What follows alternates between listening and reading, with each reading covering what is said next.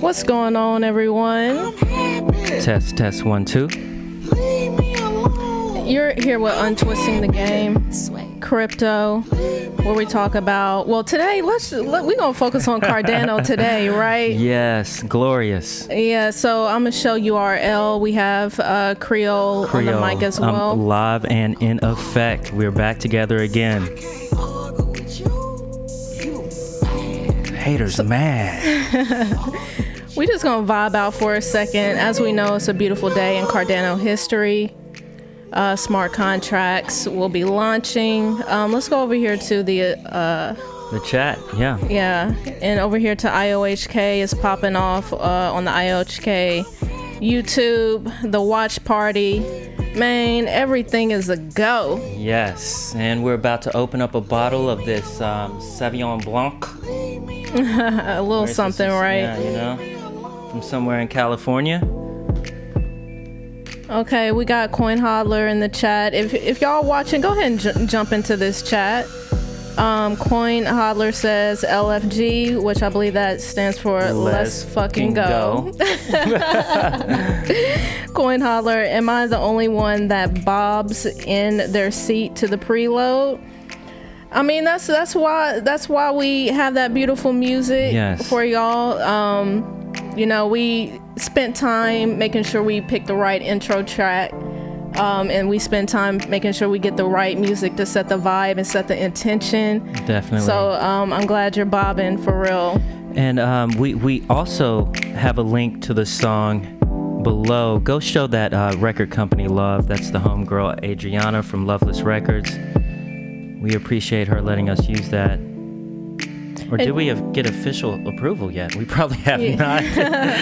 I've been telling you for months to hop on that, but that's another conversation we'll have offline, I guess, right? So y'all, let us know if our audio is good, our music is good, our mic volume is good. We're about to get the show started in a little bit. I have a segment that I've been waiting on, fam. I've been waiting to have this segment. So maybe we'll start off the show with that. I know Creole has some things to talk about as well. So for all of y'all tuning in, it's a beautiful day in Cardano history. We got some good content for you all today. Yes, we do. So hang around. We're gonna jam out. Turn that up. I might have to play that back.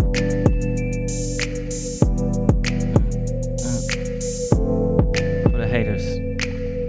This show is only for the haters. You got me turned up? Yeah.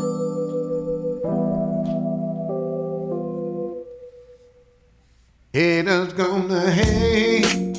Harry Lime says, all good. Probably with the volume right, so appreciate that. Thank you for letting us know. Watch out the fakers. Like I said, here in a second, we're about to get the show started. Every day. Haters gonna hate. Shake it off. Okay, so Wind Moon, I talked about this resource actually in the Friday Live. It's this website talking about that shows the launch dates and has countdowns. And as we can see here, everything is being confirmed, baby. Come on now. And IOHK is live as well right now. Everything is a go. Everything is a go. It's looking good. But if you've been following the channel, if you've been following the Cardano project, you knew this day was coming. Oh yeah, I mean it was always coming, and we're gonna talk a little bit about this in a minute, but Cardano has been delivering every single thing that has been in the roadmap. Check the roadmap. Has been delivered. Period. Point blank. We're gonna talk about it.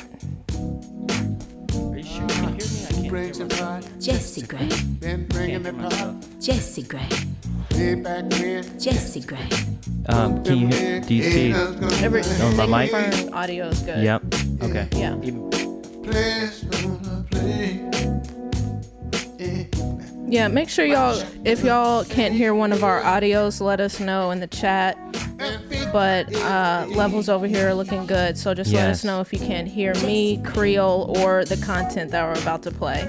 We're about to get started here in a minute. Yes, and again, thank you for tuning in. This is Untwisting the Game Crypto, where we discuss all things Bitcoin, Polkadot, and Cardano. And today is a huge day for IOHK and the Cardano family. Congratulations. But specifically on this episode, we want to hear from the Cardano haters. Show us some hate in the chat. Watch out the faker. I'll fake you every day. I'm just gonna pour up some of this Blanc. Shake it off, shake it off. You don't know you're doing good. And a huge shout out to all the stake pool operators, all of the delegators, the entire Cardano community, family. This episode's for you. Haters gonna hate. Yeah. Players gonna play. And let me know in the chat if you can hear my mic. Watch out the faker. For some reason, I cannot hear myself in my I'll earphones. fake you every day. Yeah, I can hear you. Okay, you can? Your audio is Okay. working. Yeah. Houses and garages. All right, let's go ahead and get started because I have Making plenty paper. a pretty good segment here to get through. That's going to take up some time, but I want to dedicate. Okay, shout-outs the Pothead BTC says loud and clear. Thank you, the Pothead, and also says Ada, congrats, Coin Yes. Hodler, loud and clear. Thank you for Great, confirming great. that. So we're about to get started because, like I said, I have a segment that we're gonna start right now, and I want to dedicate this to my man's Mr. Biz. Oh, So, and what's crazy, if you go back on our YouTube, we've had another episode where we talk about what OGs are getting wrong about Cardano, and everything is in, good spirit. We have one where we analyze what Heidi and Toby say of crypto tips. Again, we love them, we support them, but given our perspective on some of the points that they brought up. But let me tell y'all something. This cat, Mr. Biz, he was able to get under my skin with some of the stuff that he was saying. And what's crazy is, the stuff that he was saying, you could tell, and we're about to play some clips here, you could tell that he really had no substance or really had no reason to hate Cardano except for, the smart Just hate. contracts, Right. And just hate, like every single time. And again, I'm about to play these clips, but every single time my man's just hated on Cardano gosh. without any real reasoning, without really No any substance. intellect No in substance regards to the to hate, the right. argument against Cardano, right? But we're about to play some clips here. Thank y'all for tuning in. Hit that. Where's the music, Creole? You slipping. I am slipping. Creole slipping, y'all. He hasn't even taken a sip of the wine yet, and he already slipping. Hey, watch out now. Thank y'all for jumping in the chat, y'all. Go ahead and hit that thumbs up. If you're not subscribed, if you're new to our channel, go ahead and hit that subscribe button. We have a good time over here, and we deliver, the best content that we can deliver to y'all. Okay, so like I said, let's go ahead and jump into my segment dedicated to Mr. Biz himself. Okay, so And again, this is all for fun and games. Over here at Untwisting the Game Crypto, there's no project that we absolutely hate, right? Right. We're not maxis. Because we're not maxis for any particular project, because what's good for Cardano is good for the ecosystem. What's good for Ethereum is good for the ecosystem. We need to build each other up. I hate the tribalism in the industry, but let's just have some fun tonight, right? Because for the past 4 years, I've been hearing every project hate so much on Cardano. Yes. The ghost chain, right? Right, the ghost chain, the vaporware. The vaporware, right? Right. And again, like we over the past 4 years, even, some of the crypto content creators that we all know and love, they have hated on Cardano. Yeah. They have, and have just now seemed to kind of come around that hate that they have. But again, we're starting right now. Okay, Mr. Biz, let's talk about it. So this first clip is pretty much what every person who has doubted Cardano has said. Cardano is definitely going to do well, especially after the Coinbase listing. My biggest thing with Cardano is, when are the smart contracts coming? That's it. When are the smart contracts coming? Okay, Mr. Biz asking when are the smart contracts coming? And according to him, that's the only thing that has been wrong with Cardano. It's the fact that it's the fact that Cardano hasn't had smart contracts. Well, Mr. Biz, here you are today. Yes. I hope you're enjoying this day too, because this relieves you of continuing to repeat that phrase over and over again, right? You never have to say it again, Mr. Biz. Okay. Now, Mr. Biz, my question to you is, where is ETH 2.0? Do we have a date yet? Yeah, update us on that. But Mr. Biz, he's all about Polkadot. Well, he's talked a lot about Ethereum as well, and we love Polkadot on this channel as well. Yes. Y'all know that, the big bags, right? Yeah, we love Polkadot on this channel as well. Let's hit this chat real quick before we go to the next clip that I'm gonna play for y'all. The pothead is a historic day for ADA. Yes. And absolutely it is. And it's a historic day for all of us. Right? The entire community, honestly, the world. Yes. Because if you think about it, in the top 3 coins right now, Cardano is the only coin project with proof of stake and smart contracts. Let that sink in. So tough. Come on now. All right, let's hit the next clip. Ish, what's up, man? Ish is in the chat. What's up, Ish? What's up, Ish? Okay, let's hit this next clip.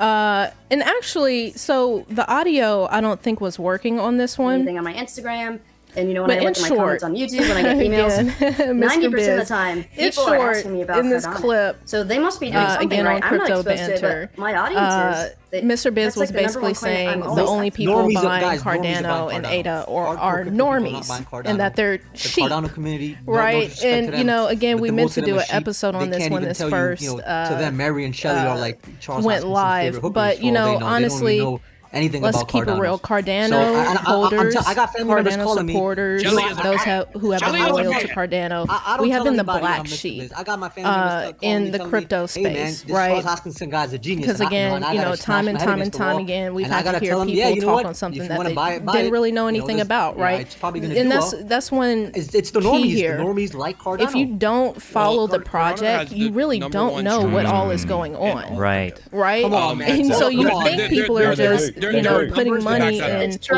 Cardano and ADA. Meanwhile, Charles has been educating us for the past 3 to 4 years. And, Crypto Casey kind of goes on to say, and their hardcore community has never left. Cardano and Charles are great at marketing, right? And to some degree, we can say that, right? But really what Charles is good at is educating. Right. Right. And he's a leader. Right. And he's transparent. He's transparent. If you think about it, Cardano is one of the most transparent projects out there. And we follow quite a bit of coins. But actually, let me go to the chat right now because I kind of want to address this. Harry Lime says, if ETH wasn't broken, ADA and DOT wouldn't exist. That's not entirely true, right? You gotta go back to your history, right? Charles left Ethereum 2 weeks into the project, I believe. Gavin Wood left Ethereum to go start Polkadot. So a lot of people left Ethereum at the very beginning because they knew it was broken and it was going to be very hard to scale, right? And I'm going to play a clip where Charles actually talks a little bit about that and how he said the worst thing that happened to Ethereum was when Gavin Wood left. Yes. Right, because he said and I'm going to play the clip so you can hear it word for word, but he was saying how really, 1.5, the next version of Ethereum really should have been the parachains, right? But Gavin Wood left and he created and founded Polkadot. But let's hear from the man himself, because I found myself wondering, why does Mr. Biz hate Cardano so much? Why does he hate Charles? Because if y'all remember, maybe about a month and a half ago, Charles and Mr. Biz had a little back and forth on Twitter, right? And I was like, these two cats are hilarious. But then I thought about how Charles basically annihilated Mr. Biz in a debate. So let's just play it, all right? Mr. Biz, how are you feeling right now about not holding Cardano? I hold KSM. Got no problems. No problems at all. Because we actually have a real value proposition where you have projects who want to buy KSM so that they can lease a parachain. I actually just wanted to share a graphic real quick, if you guys don't mind. You want to share your screen? Yeah, I'm going to share my screen real quick. Let me just remove one of that because the room is. And while he's sharing the screen, I want to point something out. Polkadot is what Ethereum 2 should have been. It's Ethereum 1.5.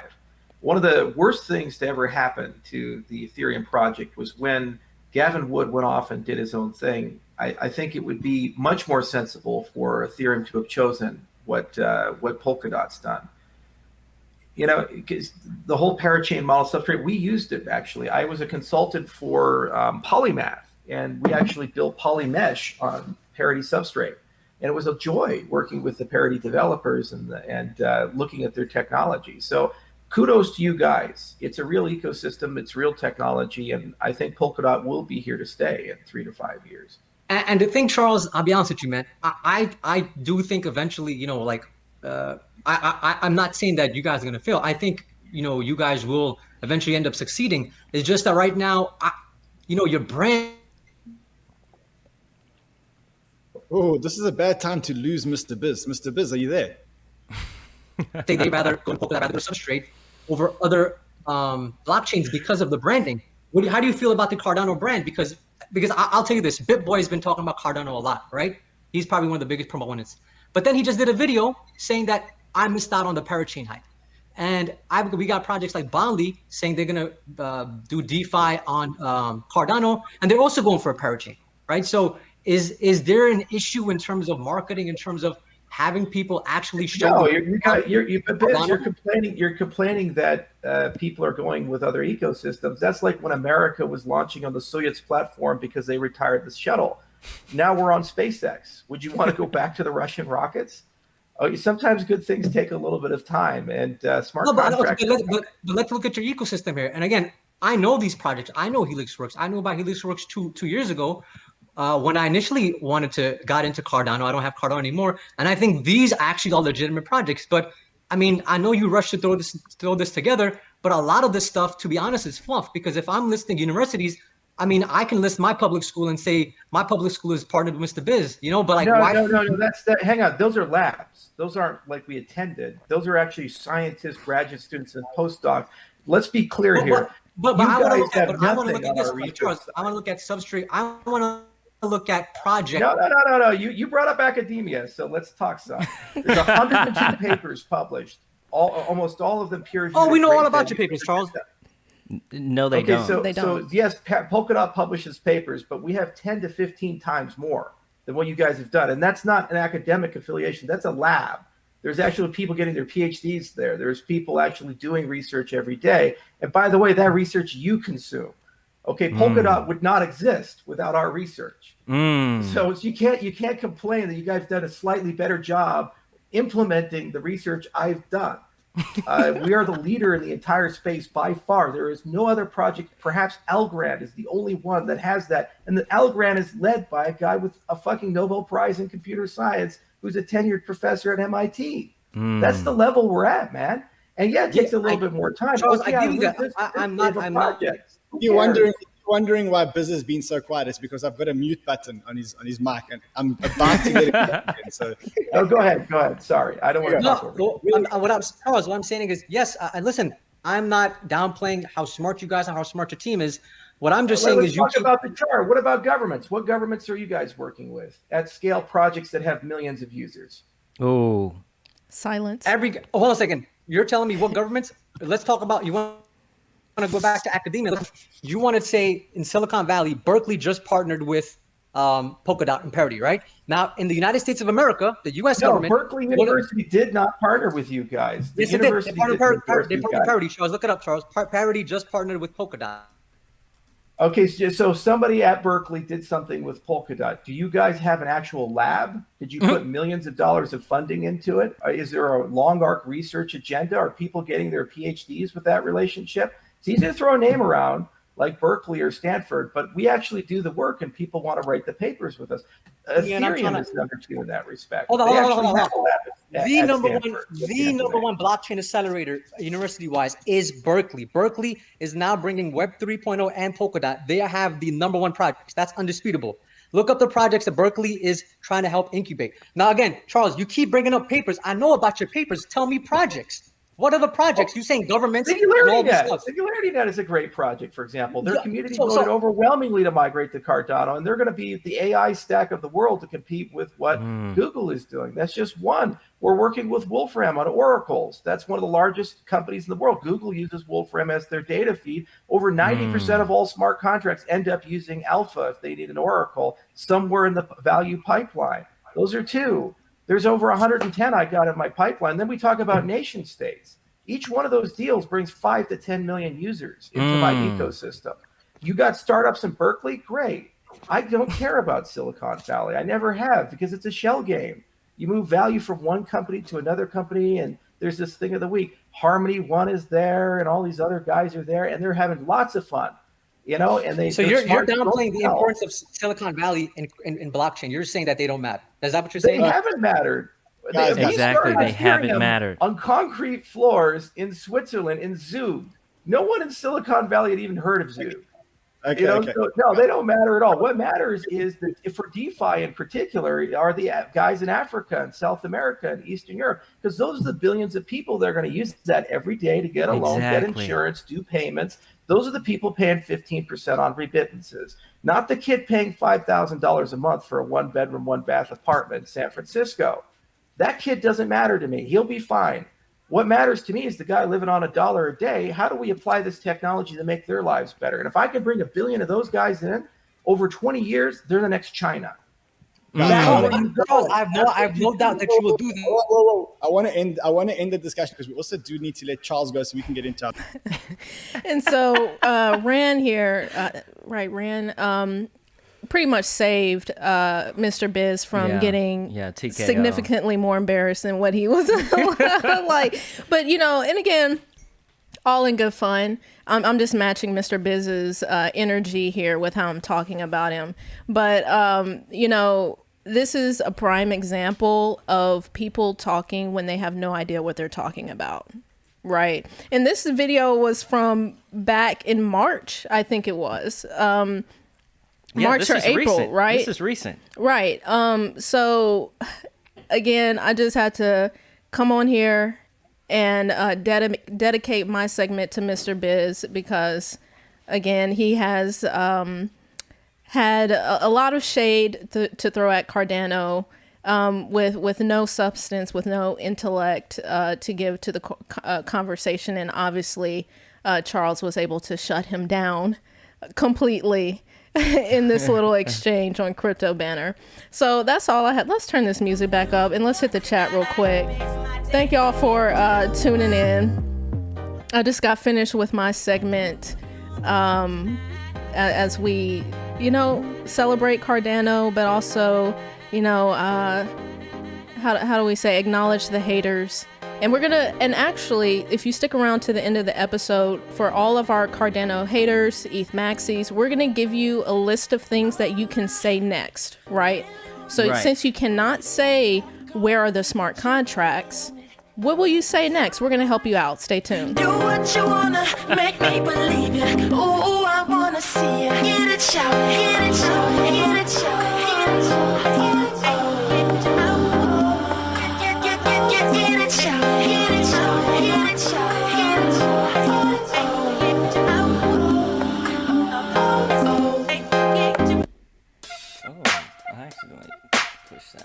I was jamming out too. Because that was about to actually, about to drop.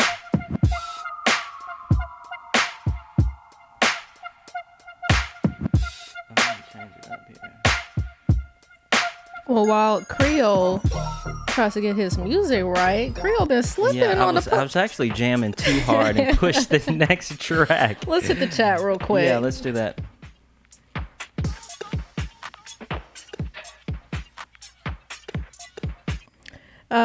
The Pothead BTC says, I must have missed that episode of banter. I think this happened back in March or April, where he had Charles on. We'll leave a link to the episode. Creole says this episode was classic. We'll leave a link in the description. Yes, we'll do. Harry Lime, bam. Coin Holler, most I heard out of Charles's mouth since he praised Rush Limbaugh on his deathbed. He did do that. And I'll say I don't agree with all of Charles's political and philosophical beliefs, but out of all the blockchain projects out there, he is the only CEO that it does weekly AMAs. I mean, he puts his heart on his sleeve. I mean, hate it or love it, you have to admire it in a way. Right. Right. And I think the only CEO that comes to mind that even does a percentage of what Charles does in regards to the community and communicating directly with the community is probably Mashinsky of Celsius, right? Yes. So again, people can hate on it, call it marketing, but I mean, it's just good practice, right? To educate the public, educate pool operators, educate holders, and really the entire public on the tech. And that's what he's been doing. And yes, he has talked about some stuff that I was like, Charles, I don't know if we trying to go there right now, fam. But that's just who he is, right? And that's kind of what you sign up for. I mean, he's just authentically Charles. What can you do about it, right? Which I guess makes him easy to hate, Well, not everybody can handle the honesty, that he brings to the table, right? Like I've said, I listened to many of episodes in regards to, the pandemic and all this kind of stuff that he was talking about. And, of course, some of us, we think, man, just kind of stay in your lane, fam. But, I mean, again, it's Charles. And one thing about being mature, one thing about being mature is being able to listen to a difference of opinion and still have respect for somebody, right? But not everybody is on that level. Not everybody is that mature, right? All right, let me play something here.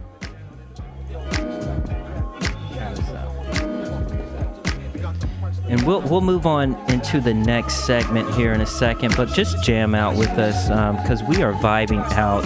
For the past 4 years, we have consumed hate from all angles of the crypto industry, and today is vindication. But it's just the start.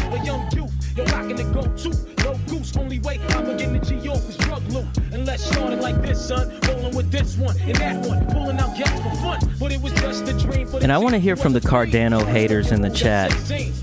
Is there anyone listening right now who can't stand Charles, who still believes Cardano is a vaporwave chain?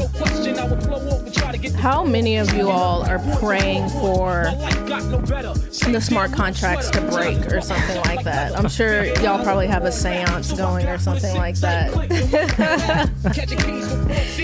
It's like we were saying, when, the alleged concurrency issue was being discussed this past week, it was like people were throwing parties. They were reaching, people were too. Throwing parties with that old news. But like we said earlier, we're not maxis. We hope everyone does well in the space, because it's better for all of us in the long run. Right. Some of y'all just get, I don't know. We were discussing the other day, we knew about Solana early on. We didn't jump into it, but we're happy to see it succeed this well. Any project in the top 10, except Doge, we are happy. We are happy to see excel because it's good for the entire industry. And today is a monumental day, not just for Cardano, but the entire crypto industry. Okay, Coin Hodler says, not praying for its failure, just not betting on its success. Oh, let's talk about that. Let's talk about that, Coin Hodler. And I've actually seen your name quite a bit throughout some of our streams. Why would you not bet on Cardano's success? Just let me know in the chat. Because when you think about it, Cardano is the most academically researched blockchain out there, hands down, right? Other blockchains were birthed out of the peer research papers that Cardano conducted. So if Cardano doesn't succeed, Ethereum's not going to succeed. Polkadot's not going to succeed, right? We're in trouble. If Cardano doesn't make it, right, we're all in trouble. Because Polkadot's consensus algorithm comes from Ouroboros, right? Cardano, right? So if you look at the top 10 coins right now, if Cardano doesn't succeed, then you might as well be a Bitcoin maxi. Because that's the only blockchain that's going to win. Make sure your BTC bag is on point, fam.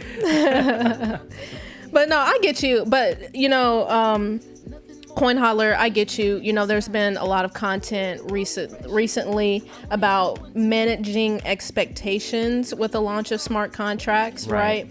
And I think, that's good, right? Yes. This is still very new technology. This is a space that is still in its infancy, right? So things will happen. Right. I mean, that's just the nature of the landscape that we're in, right? But as far as long term, 5-10 years from now, let me tell you, I sleep like a baby at night holding ADA. I don't think that's what we in our little small chat group with Creole and Crypto Joe. Crypto Joe isn't on the chat today, but we're talking about the whole concurrency thing, and I was like, I'm chilling. Like, everybody was, getting riled up on Twitter and whatnot, and I was like, I'm not even worried about that. I'm chilling. Let me know. Well, it was solved months ago, right? That concurrency issue was an issue months ago. And the community and the developers created several different solutions for that issue. But going back to the Cardano succeeding here, again, as we invest into these projects, it's very early on. Anything can happen, right? Cardano could go to zero tomorrow, right? The blockchain could break tomorrow. We don't know. But we have to use intelligent, well-educated guesses right now. Right. And if you look at the crypto industry, and you look at the Cardano project compared to other projects, I'm going to exclude Bitcoin out of this example. What other project has multiple angles when you talk about the industry and talk about reaching out to governments, right? What other project has contracts with governments right now, right? What other projects have universities all over the world working on the research? And that matters. Research matters, governance matters, and Cardano is going to prove that, right? Even we're really bullish on Polkadot, but if you look at the Polkadot ecosystem, specifically Kusama, I mean, they tell you, expect chaos. Expect chaos. Right? Because they're developers, they get out there, they write code, it breaks, and they fix it. Cardano is taking a different academic approach. Right. And you have to respect that in the space. Right. Because this is one of the only projects that is doing that. And so when you look at projects to invest in, not financial advice, you have to see what project is doing something differently. And what Cardano is doing right now is completely different from any other project in the space. So you have to respect that. Right. And again, it kind of goes back to what Mr. Biz was saying, calling, ADA holders sheep, when in reality we're the black sheep, we're the oddballs in the ecosystem because of how Cardano has taken a totally different avenue and approach in this blockchain space. Yeah, we're going to go to the chat, and then we're going to move on to our next segment here. I'm not for sure where you left off, but hey, Akeem is in the chat. What's up, Akeem? What's up? Everyone who's watching right now, thank y'all for jumping in. I'm gonna show URL. Creole is on the mic. This is Untwisting the Game Crypto, because too many people getting the game twisted out here, y'all. Hate it or love it. Right. And so on this channel, we talk Bitcoin, Cardano, and Polkadot ecosystems, and I also cover NFTs on this channel. So if any of that sounds good to you, if the vibe is right, if the playlist sounding right to you, go ahead, hit that thumbs up. Go ahead, hit that subscribe button. Go ahead, hit that solo.2 link in the description, you feel me, and join the Discord. We'd love to have you. And so, let me go back to the chat right now. The Podhead BTC says ADA will succeed. I believe so, right? In this space, we don't know what's going to happen. We could get a solar flare tomorrow and it knock out all of the computers around the world. I mean, an alien from an intergalactic space station could touch down tomorrow and completely change the game right now in front of us. But if you look at the space and if you look at the top 10 coins, Cardano has the most going for it. And if you don't see it yet, pay attention, okay? Pay attention to the community in the space. Up next on the chat, Akeem Allen. Hey, Akeem, what's up, man? Thanks for joining again. He says, have y'all heard about Clay Nation? Great one-of-one art that's jumped to number 3 on CNFT in just 3 days. Worth checking it out. I haven't heard of that. Maybe Michelle has. Michelle has been really deep in the CNFT space. But we will check it out for sure. Yeah, we'll check it out. And also, let me mention this real quick while we're on CNFTs. I will be doing a Cardano City follow-up video. Yes. Right? So if you're interested in more of my analysis, more of my thoughts, and my perspective on the project after the drop, go ahead and subscribe. Yes. So you can get notified when I drop that video. Let's hit the chat. And we got hella Cardano City NFTs, so we are praying this project ends up right. But back to the chat here. The haters are busy freebasing ETH. They busy right now. You're right, Harry Lime. And I find that a lot of Ethereum maximalists or a lot of people online, especially Twitter, that tote Ethereum has already won this race, which it hasn't. They don't use Ethereum enough. I'll tell you one thing. I use the Ethereum chain every day, transacting and making transactions. And the fees, it's painful. The fees alone, which I'm going to write off on my you taxes. Feel me? The IRS is probably going to owe me money this year because of all the money I spent in fees on that. But moving on, Ethereum is definitely a broken chain for sure. And those who think Ethereum has already won the race, they're not using the Ethereum chain enough. Insignia I don't know how to say your last name. I'm sorry, but she says hi. He or she says hi. What's up? Hello. Thank you for joining the channel. Please come back. The Pothead BTC says, I dig the show on Click the Bell. Recently found the channel. Y'all keep the shiz up. Excellent content and vibe. Thank you so much. Thank you. Yeah, so we both still work full-time corporate jobs just because we can do this and that simultaneously. So we really appreciate the likes and follows because it keeps us moving, right? Yes, it does. Because we don't have to be doing this. Yeah, we don't. It's definitely not easy to be juggling a lot at one time. But we felt, I guess, that this path is the right path for right now. So all that support is awesome. It keeps us going. Thank you. Yes. So we're going to try to keep up with the chat here. This is the most chat action we've had. So we might have to go to the next section before I go through it all. But Akeem, again, says also Happy Alonzo Day to everyone here. Let's go to the moon. Yes. Happy Alonzo Day. And again, this is not just good. Today is just not good for Cardano, but the entire crypto industry, right? Cardano shows what is possible. Right. Coin Hodler says Cosmos and its entire ecosystem presented a solid solution and escape for Ethereum, and ETH heads looking for stability is like a cousin for Polkadot even. Yes, so a lot of these projects I initially researched in 2017, 2018, and I haven't kept up to date with the Cosmos ecosystem, but what I learned back then, I was happy with what it was doing. It was doing something in its own lane, so maybe I have to revisit the Cosmos ecosystem because everybody is going to have their day. Today is Cardano's day. You know, when Ethereum 2.0 ever comes out, if it does ever come out, that will be Ethereum's day. You know, Solana is having its day. Polkadot parachains, they'll have its day. So all these coins and projects are going to pump not at the same time, but in cycles.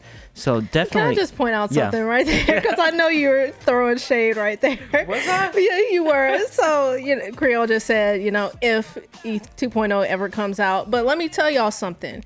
And I've said this before on this channel. The gnarliest thing that I've ever seen on an exchange is on Kraken when I was looking at staking ETH, and they had a disclaimer on Kraken saying something in regards to when ETH 2.0 or if it happens in the disclaimer before you stake Ethereum. So, I mean, it sounds shady, but even Kraken has said it. Right. Moving forward. And to that point, if you're new to the space, you always want to see who owns what project, what the leadership is. And if you know anything about Kraken, the CEO is Jesse Powell, and he's very bullish on the Polkadot ecosystem, and he's very bearish on Ethereum. So that's probably why that site threw Ethereum some shade here. Okay, I'm going to go read a couple more chats, and then I'm going to move into the next segment here. Thank you for joining us. Again, this is Untwisting the Game Crypto, where we discuss all things Bitcoin, Polkadot, and Cardano. So up next, Crypto716 says, Ada gonna eat ETH for lunch. We think so. Here we do. And actually, before you move on, can we play that clip real quick? Yeah, let's go ahead. So we have something especially made for this occasion. This is the first time anyone is seeing it. We'll probably post this as an individual video later, but I think this is a perfect time to show this after that chat.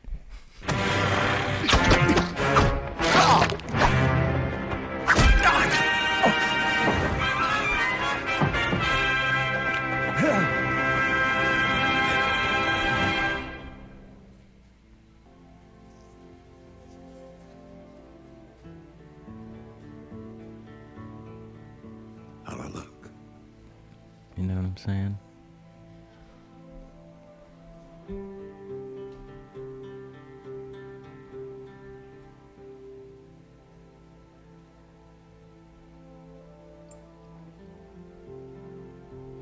You look ready.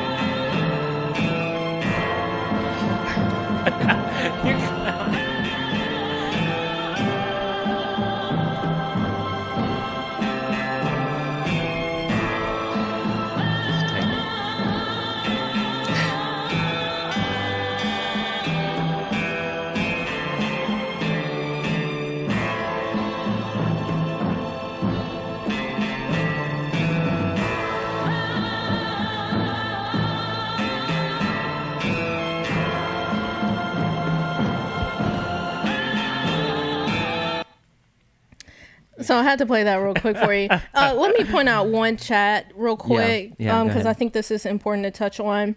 I'm kind of skipping ahead, so we'll go back to some of the previous chats. But Harry Lime says, people seem to think there will only be one smart contract project to rule them all. It won't pan out like that. That's like saying there's only one record company or movie studio. We agree. True. Right. And actually, Charles himself has said that he doesn't believe in maximalism. And I wish I could pull this direct quote, but there are going to be many blockchains, right? There are going to be many smart contract platforms, right? So to think that only Ethereum is going to make it, only Cardano is going to make it, only Polkadot is going to make it, is silly. Right. It's going to be more than one. And to that point, Michelle, Bitcoin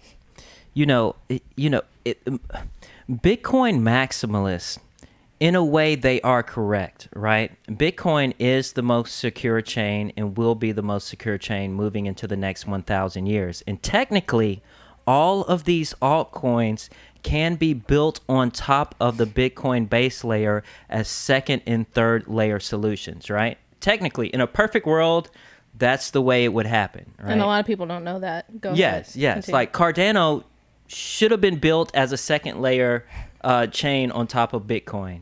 Ethereum should have been built as a second layer on top of Bitcoin, but it did not happen like that, right?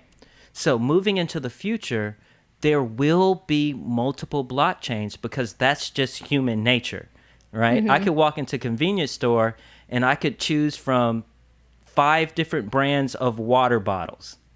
Technically, I really only need one brand of water bottle, but that's not human nature. We like choice. Right. Corporations will like choice.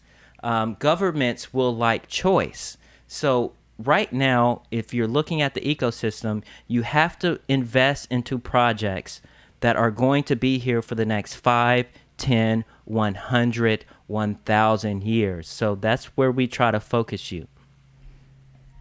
What's up with the music? Oh. Creole? Well, turn me up. Okay.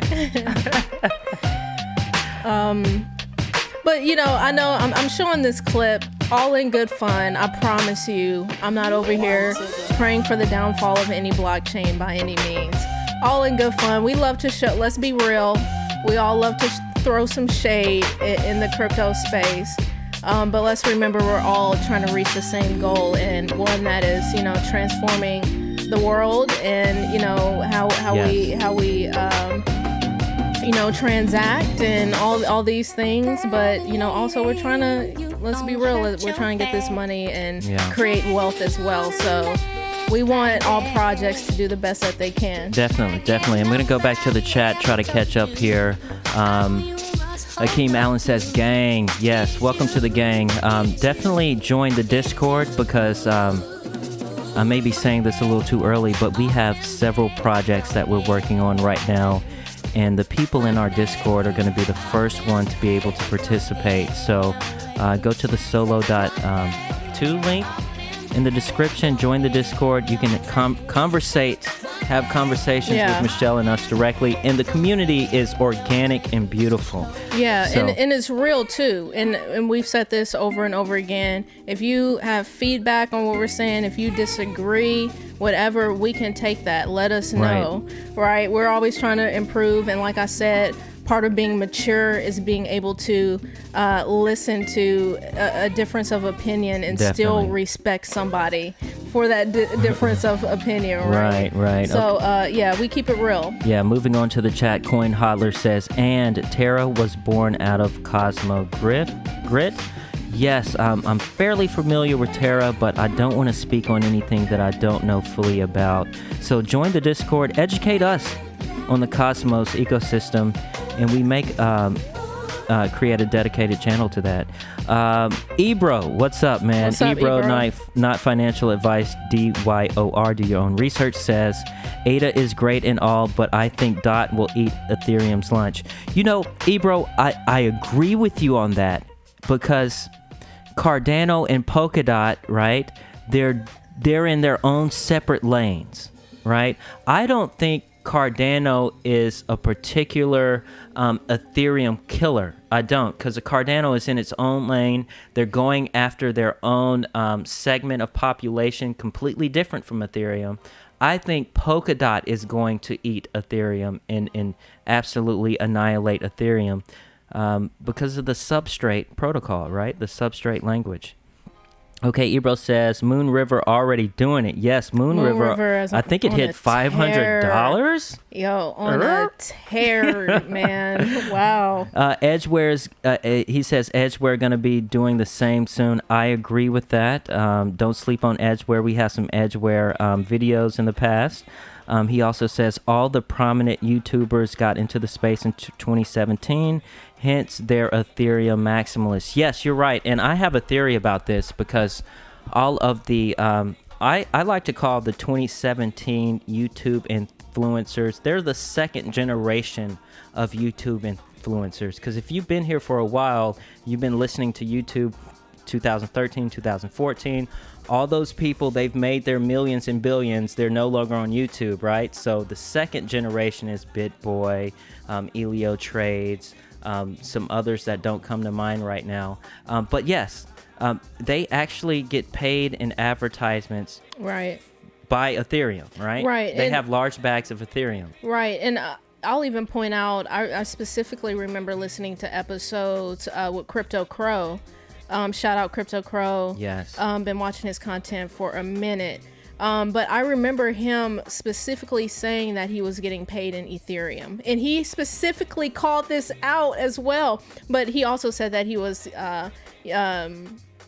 trading that Ethereum for Cardano, right? But I remember he also called this out in one of his episodes. And he was like, y'all, the reason people are so behind Ethereum and so gung-ho on Ethereum is because they're getting paid in ETH. Right. He specifically said that, and he admitted that he as well was getting paid in ETH to do promo spots. So, yeah. In which, you know, if you got into Ethereum in 2017, like we kind of did, you know, you've done well. Your portfolio is doing well.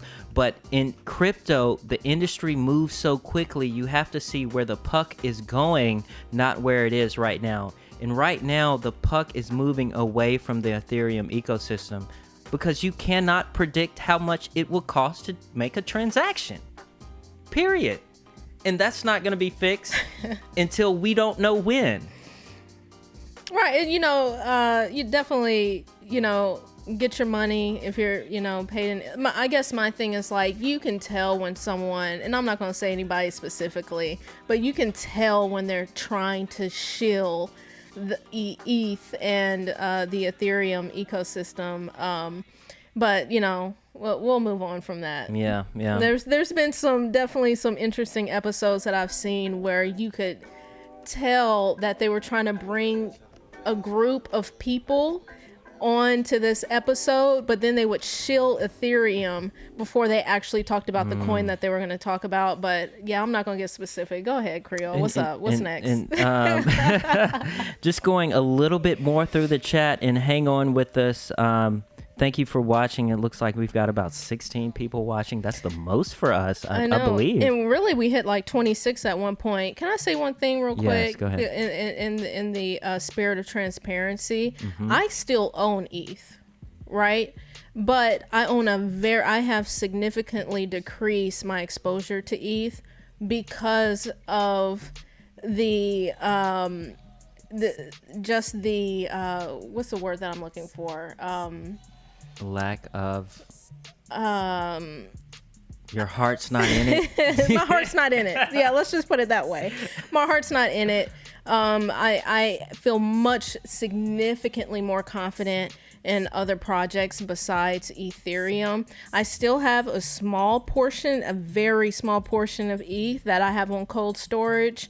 If it goes up, it goes up. If it goes down, I'm not crying about it. It will go up. Don't get us wrong. Ethereum will hit 10 grand. It may hit 20 grand. Hell, Ethereum might hit 100 grand in our lifetime, right? Right, for sure. But is Ethereum actually the future of the space? Well, you know, some people think ETH is going to flip Bitcoin as well. And, you know, I'd say Ethereum will get flipped before it flips Bitcoin. Right? I could see that as well. Definitely. But yeah, another thing that we talk about on this channel, invest in things that you really believe in, that you're really doing the research on. And ETH, I know for both of us, Creole and I, it's just not something that we believe in. We've throughout this past year, we've dissolved and traded most of our Ethereum, our Ether position, because why keep it? Specifically for Cardano and Polkadot. Yeah, and that was traded it, one of the greatest financial decisions of my life. Right. No lie. Okay, I'm going to go to the chat a little bit more, then we'll go on to the next segment here. Ebro continues to say, have thousands of ETH they bought at $8. Yes, if you get in early, you love the project if it makes you a millionaire, right? But everybody enters the space at their own particular financial situation. So buying Ethereum right now for most people who are just entering the space may not be the best decision, not financial advice. Go on to say those Ethereum maxis can afford the gas fees because 0.1 ETH to them is like 80 cents at their purchase price, and they have thousands. You're right. For sure. And I'm in that boat. I'm still making Ethereum transactions back and forth in DeFi protocols simply because 0.1 Ethereum is not much to me. But if you look at onboarding the masses and onboarding the next generation of crypto users, a $20 transaction fee, much less the $100 or $1,000 transaction fee, is not viable. It's not. It's a barrier, right? Definitely. That can't be a thing. Right. Coin Hodler still active in the chat. He says Kava, Injective, Ren, Terra, BSC, all born from Cosmos. Yes, I could have bought Kava when it first became a project, and I did not. We all have that regret story. That. Right. We all have those stories. You're not going to win them all in this race, and that's why here on this channel we want you to focus on at least just 3 projects: Bitcoin, Polkadot, and Cardano, because at the end of the day, these 3 chains are going to be the chains last standing. Period. Not financial advice. Coin Hodler says Cosmo equals Ethereum version 20.0. I agree with that. Julian Rodriguez, that's a new name. Thank you for joining. He says, just had fun with the Stick Frick launch and now watching new era of ADA moving in. Don't know why people hate on ADA. The large amount of research and verification makes it super institutionally friendly. We talk about this, Michelle and I, all the time. Why do people hate Cardano? Mm-hmm. And I think you have to step back and ask yourself, there's really only a certain segment of people who hate Cardano, right? People who were OGs in the space in 2017. And so in 2017, and history is important in the space, people were all gung-ho for Ethereum because that was really the only major altcoin at that time. And Ethereum birthed an infinite amount of ICOs at that time. So those people got really rich off of Ethereum. So there is a certain loyalty to Ethereum. Mm-hmm. And if you have read, I think there's a book called The Infinite Machine and also a book called Up in the Ether. Go buy those books and read them so you're aware of the history, because history is important. During that time, people were very anti-Charles Hoskinson. Exactly. Right? Bingo. Charles was very young at that time. When he left Ethereum, he kicked up a lot of dust. Right? He made a lot of enemies. He still kind of kicks up dust. He still does, right? Yeah. But he is more mature in 2021 than he was in 2017. So Charles specifically, not Cardano, but Charles has a lot of enemies, especially when you look at the Ethereum space and the Ethereum community. Yeah. But if you take your blinders off and you actually look at the body of work compared to Vitalik and the body of work compared to Charles Hoskinson and the body of work compared to Gavin Wood, there's no comparison there. Charles and Gavin have achieved so much more than what Ethereum is right now, and technically what Ethereum will be at Ethereum 2.0. Because as of right now, Cardano is the more superior code than even Ethereum 2.0. Right. When at this point, Ethereum is about to fall behind. Right. When we talk about security, transaction speed, the amount of delegated nodes, and the amount of decentralization, Ethereum is not going to be able to catch up. So that's what we want to communicate to our community. And let me just say that one more time. A lot of people who hate on Cardano just hate Charles, for some reason, right? I mean, he does have a punchable face. And you know, I mean, there's just not much you can do about that. Some people just don't like the guy. Right, but that's why we say do your own research. Yes, because it's so if you've been doing your own research, and I mean, we didn't have a channel in 2018, but the people in my personal life, I was like, yo, Cardano is about to blow the fuck up. Right. When Cardano was 3 cents, I aped into Cardano. Right. And the thing about it is, especially for those of us who have been following and engaged with the project for the past 3 to 4 years at this point, we just know, right? We were there during the bear market when Charles was still giving us AMAs and he was still educating us. We were there when the stake pool operators were educating us and giving us information and relaying information to us. These people that are hating on Cardano, they know nothing about that. Right. And that's why there's so there's that misinformation, and all you hear is people repeating what other people say about Cardano. And it's old news. It's old news, bruh. It's so old. It's aged. You know, crypto Twitter is absolutely a clown, but I still follow it for the entertainment. But if you follow crypto Twitter and you see these Ethereum and Solana maxis talk trash about Cardano, they didn't even know Cardano had NFTs. They didn't. Let me tell you, that's what I was saying. I saw a tweet and the guy was like, yeah, this sounds fishy to me. How do they have NFTs and smart contracts haven't launched? Y'all, this is how uninformed people are, and they're spreading misinformation. Right. And again, just a couple weeks ago, I was on another live, and there was a conversation on Cardano, and people in the chat talking about it's a ghost chain, nobody's doing anything with it, and this, that, and the other. Meanwhile, there's an entire NFT space being birthed. There are projects already in the works, ready to get ready to launch before the end of the year on Cardano. And I'm just like, bro, y'all aren't even this is basic stuff. Right. You want to go on to the next segment? Yeah, what you got, and thank you for rocking with us. I am Creole. The beautiful face you see on your screen is Michelle URL. Together we are Twisting the Game Crypto, where we discuss all things Bitcoin, Polkadot, and Cardano. And it's nothing but vibes over here. You know, we don't have anything to shill to you. We tell you what's on our mind, and how to get these bags, right? And as we always say, go ahead and jump into the Discord. Hit our solo.to link to jump into the Discord, and subscribe, y'all, if y'all vibing with us.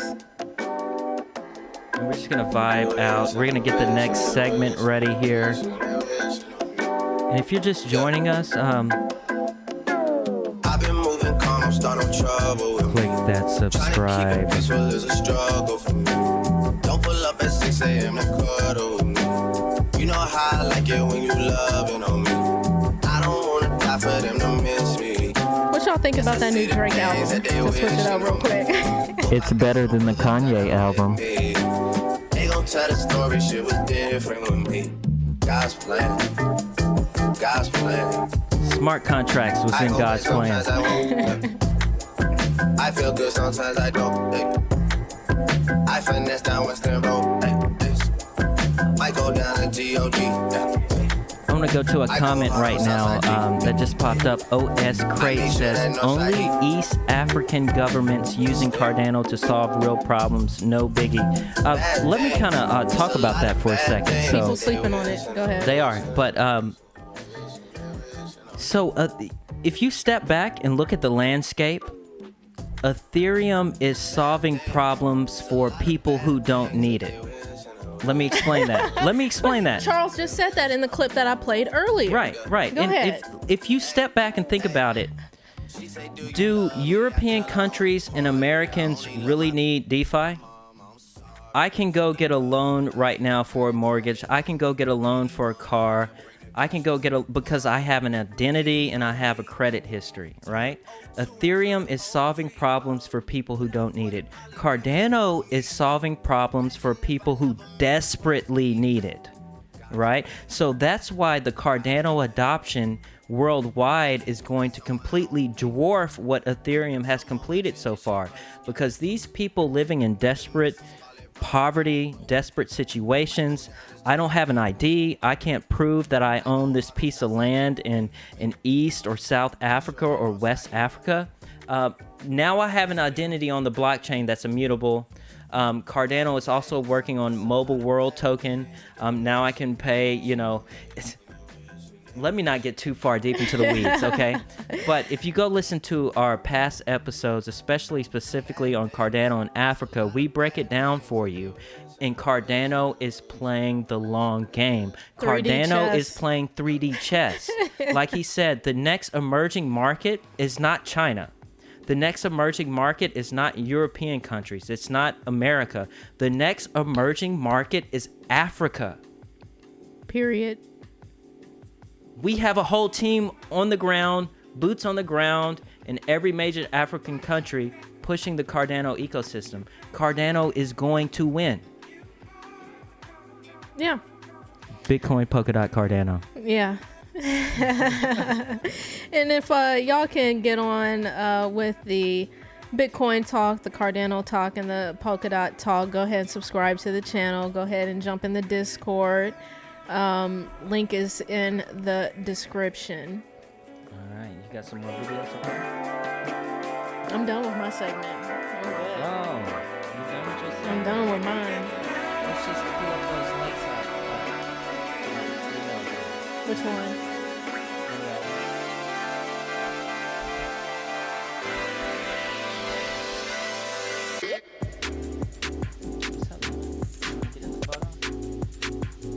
I mean, is there a specific one you want me to know?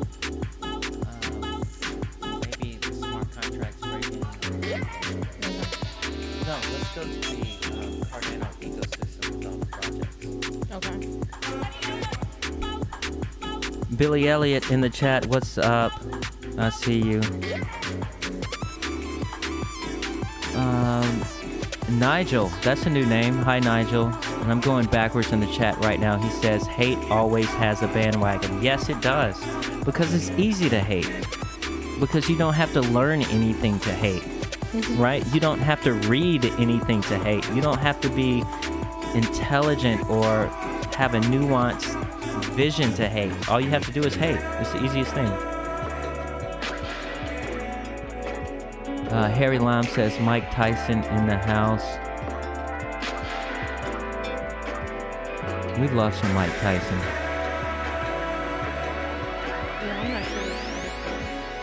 Julian Rodriguez says, I bought ADA at 4 cents and was forced to sell at 6 cents from being unemployed. Oh, man. You know, you have to do what you have to do. You have to live to fight another day. But he says he got back in at $1.20 though, so all good. You're still early. You're still early, bro. You're still early, right? You're still early. So, not financial advice, but Cardano will be $100 within our lifetime,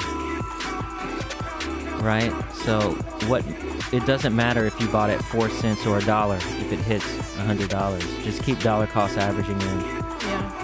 And there's definitely been talk of that, $30 ADA, which would be about $1 trillion market cap, y'all. So y'all, we're early. It's possible.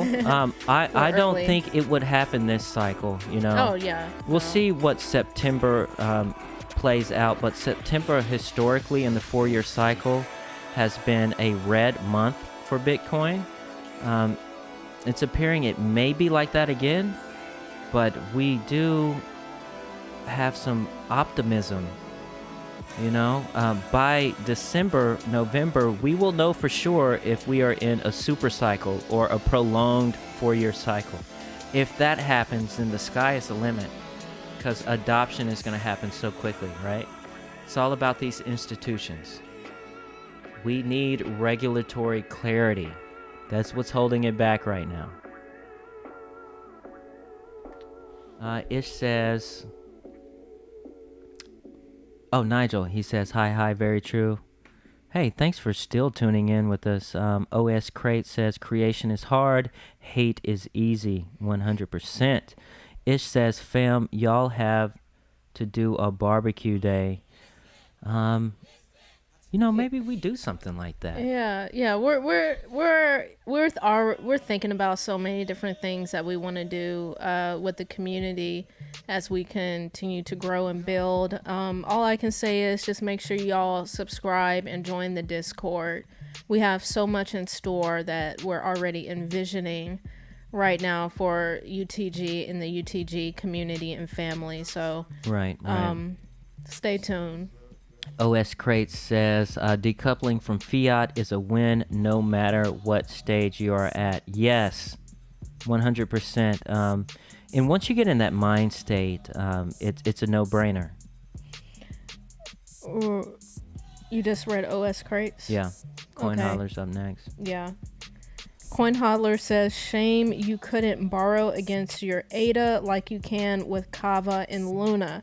So let's talk about it real quick, right? So you can actually borrow against your ADA right now on Celsius.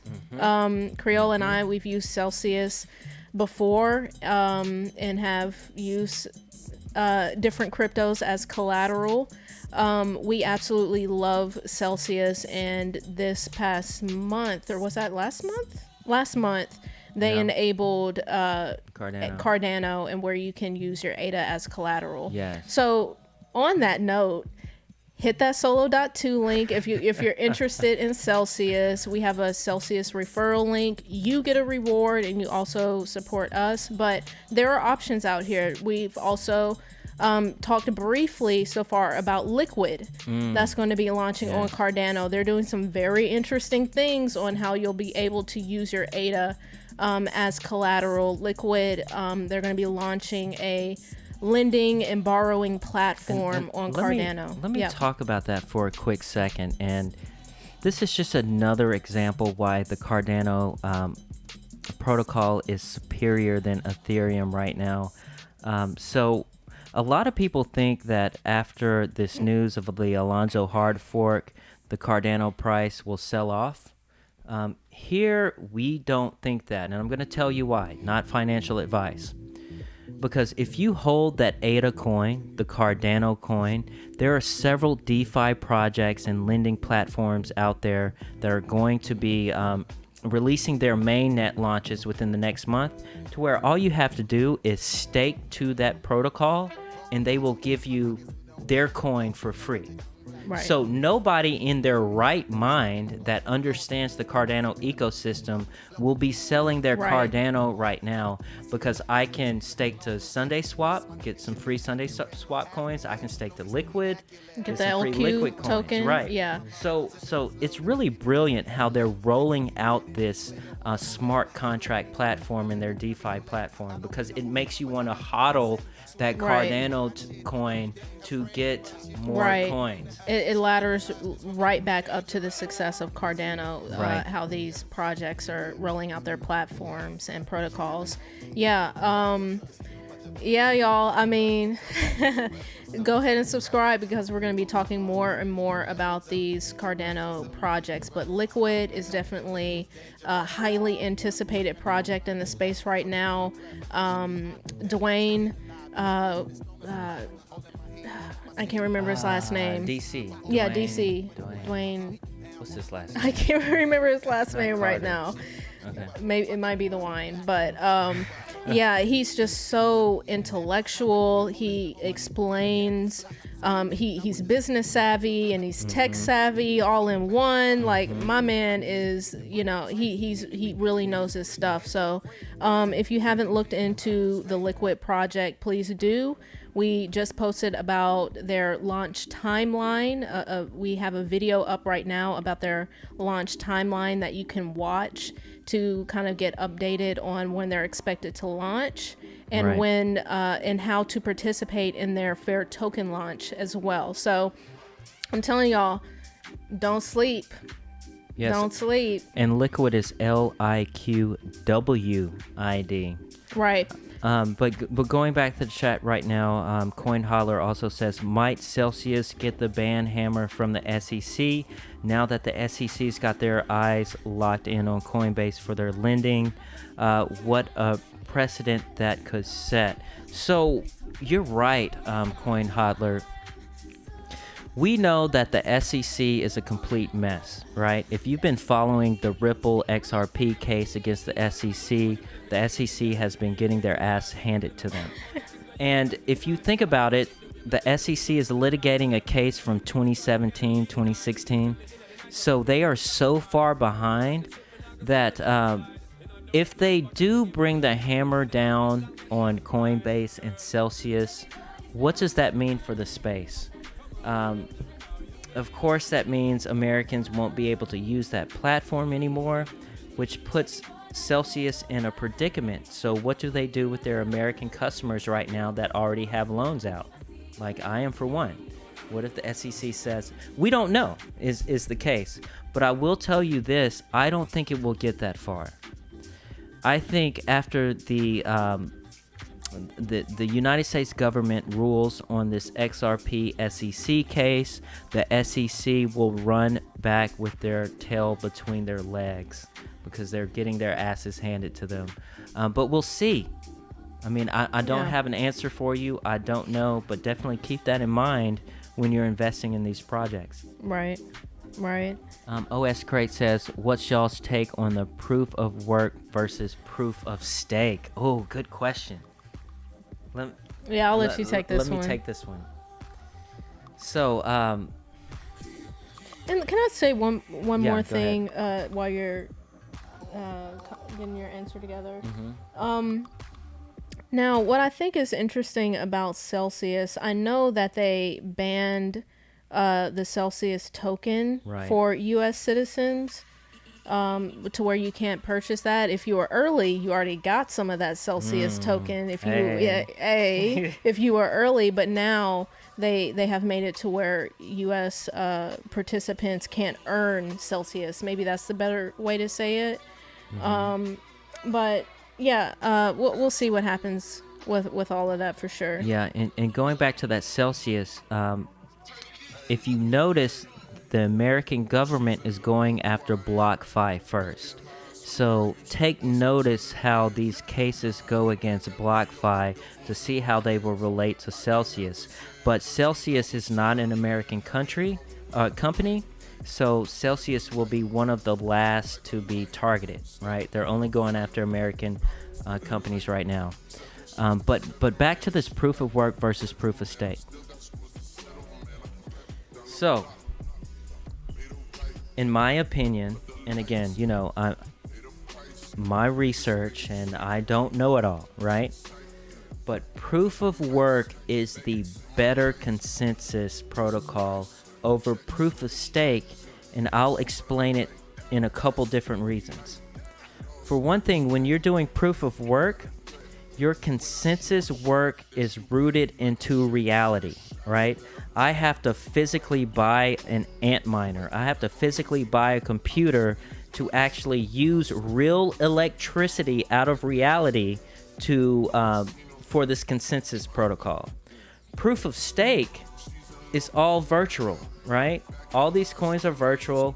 I can buy these virtual coins to do the consensus mechanism. So one thing that proof of stake has, or proof of work has over proof of stake, is that proof of work, you have to actually do some type of work, right? In proof of stake, theoretically, I could theoretically print all the Cardano I want in the world and have the biggest stake pool operator, right? So proof of stake does have some weaknesses that proof of work does not. Another thing that I read about proof of work versus proof of stake, if there was World War III tomorrow, right, and all the countries use their own versions of Bitcoin, all the countries use their own versions of Cardano, whoever won that World War III would run the protocol on proof of stake. But whoever won World War III would actually have to continue to fight to own the Bitcoin protocol, because it's so easy for people to actually participate in the proof of work protocol. So in an instance where a world war broke out, there will be multiple versions of multiple chains going on simultaneously, right? Whoever won that war would collapse the proof of stake and control that. But if you won World War III, doesn't mean you won the proof of work. So, and again, this is really far out there thinking and just some game theory here. But in the long run, proof of work is the more secure protocol that the original chain would live on. Because with proof of work, whatever chain has the most real work put into it will be the chain to move on.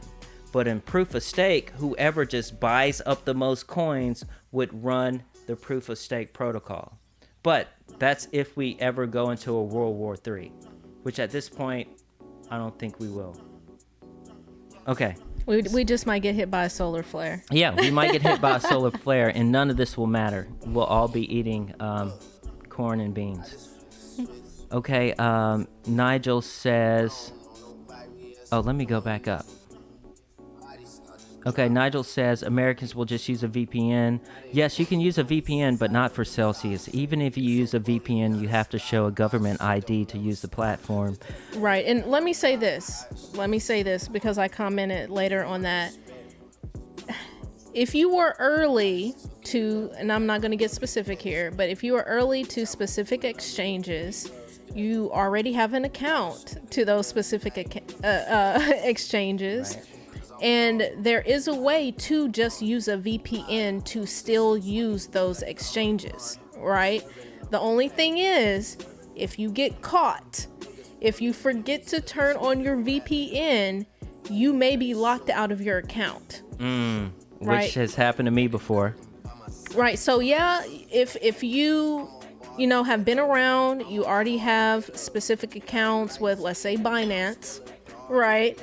And you're able to use VPN to still use your account, yes, you can do that. But if you get caught, be prepared to lose access to your funds. And the other, if we keep reading, OS Crate said VPN is not. Yeah. VPN is not going to protect the exchanges from non-compliance. You're right. Right.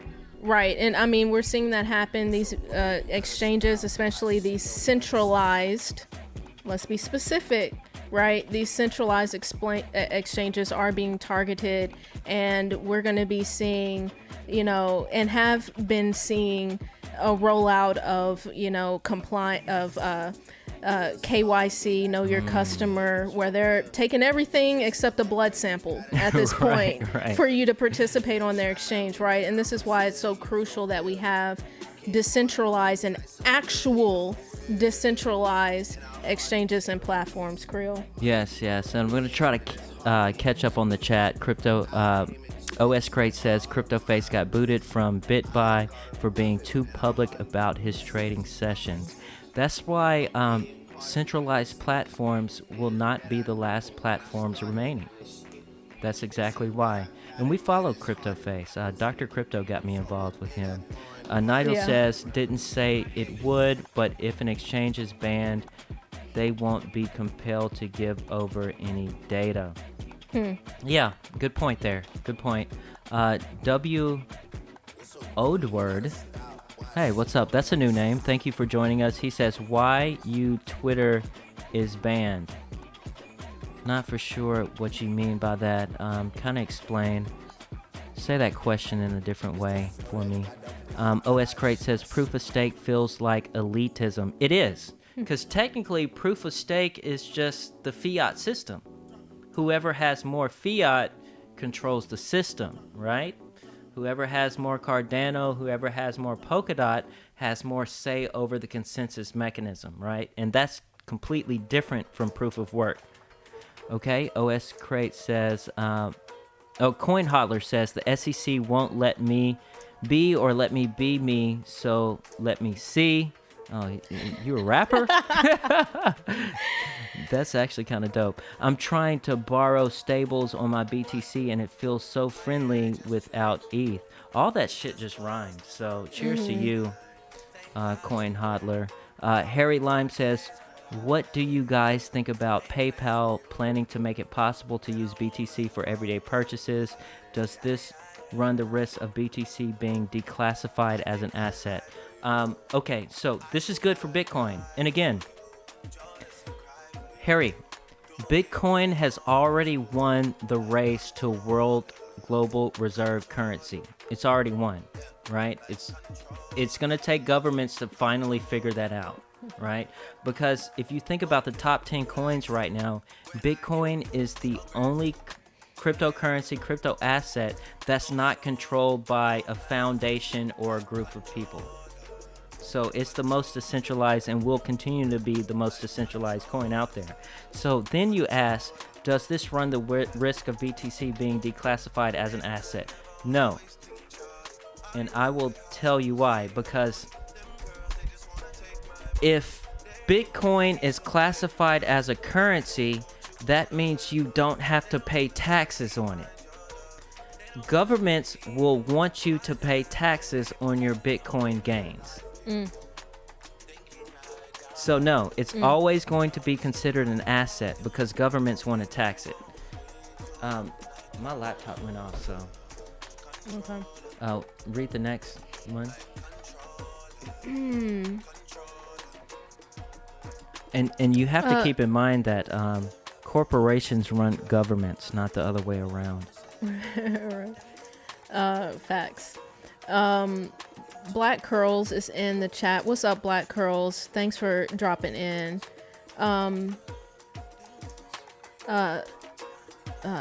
Julian Rodriguez says, or Julian Rodriguez, right? One of the right.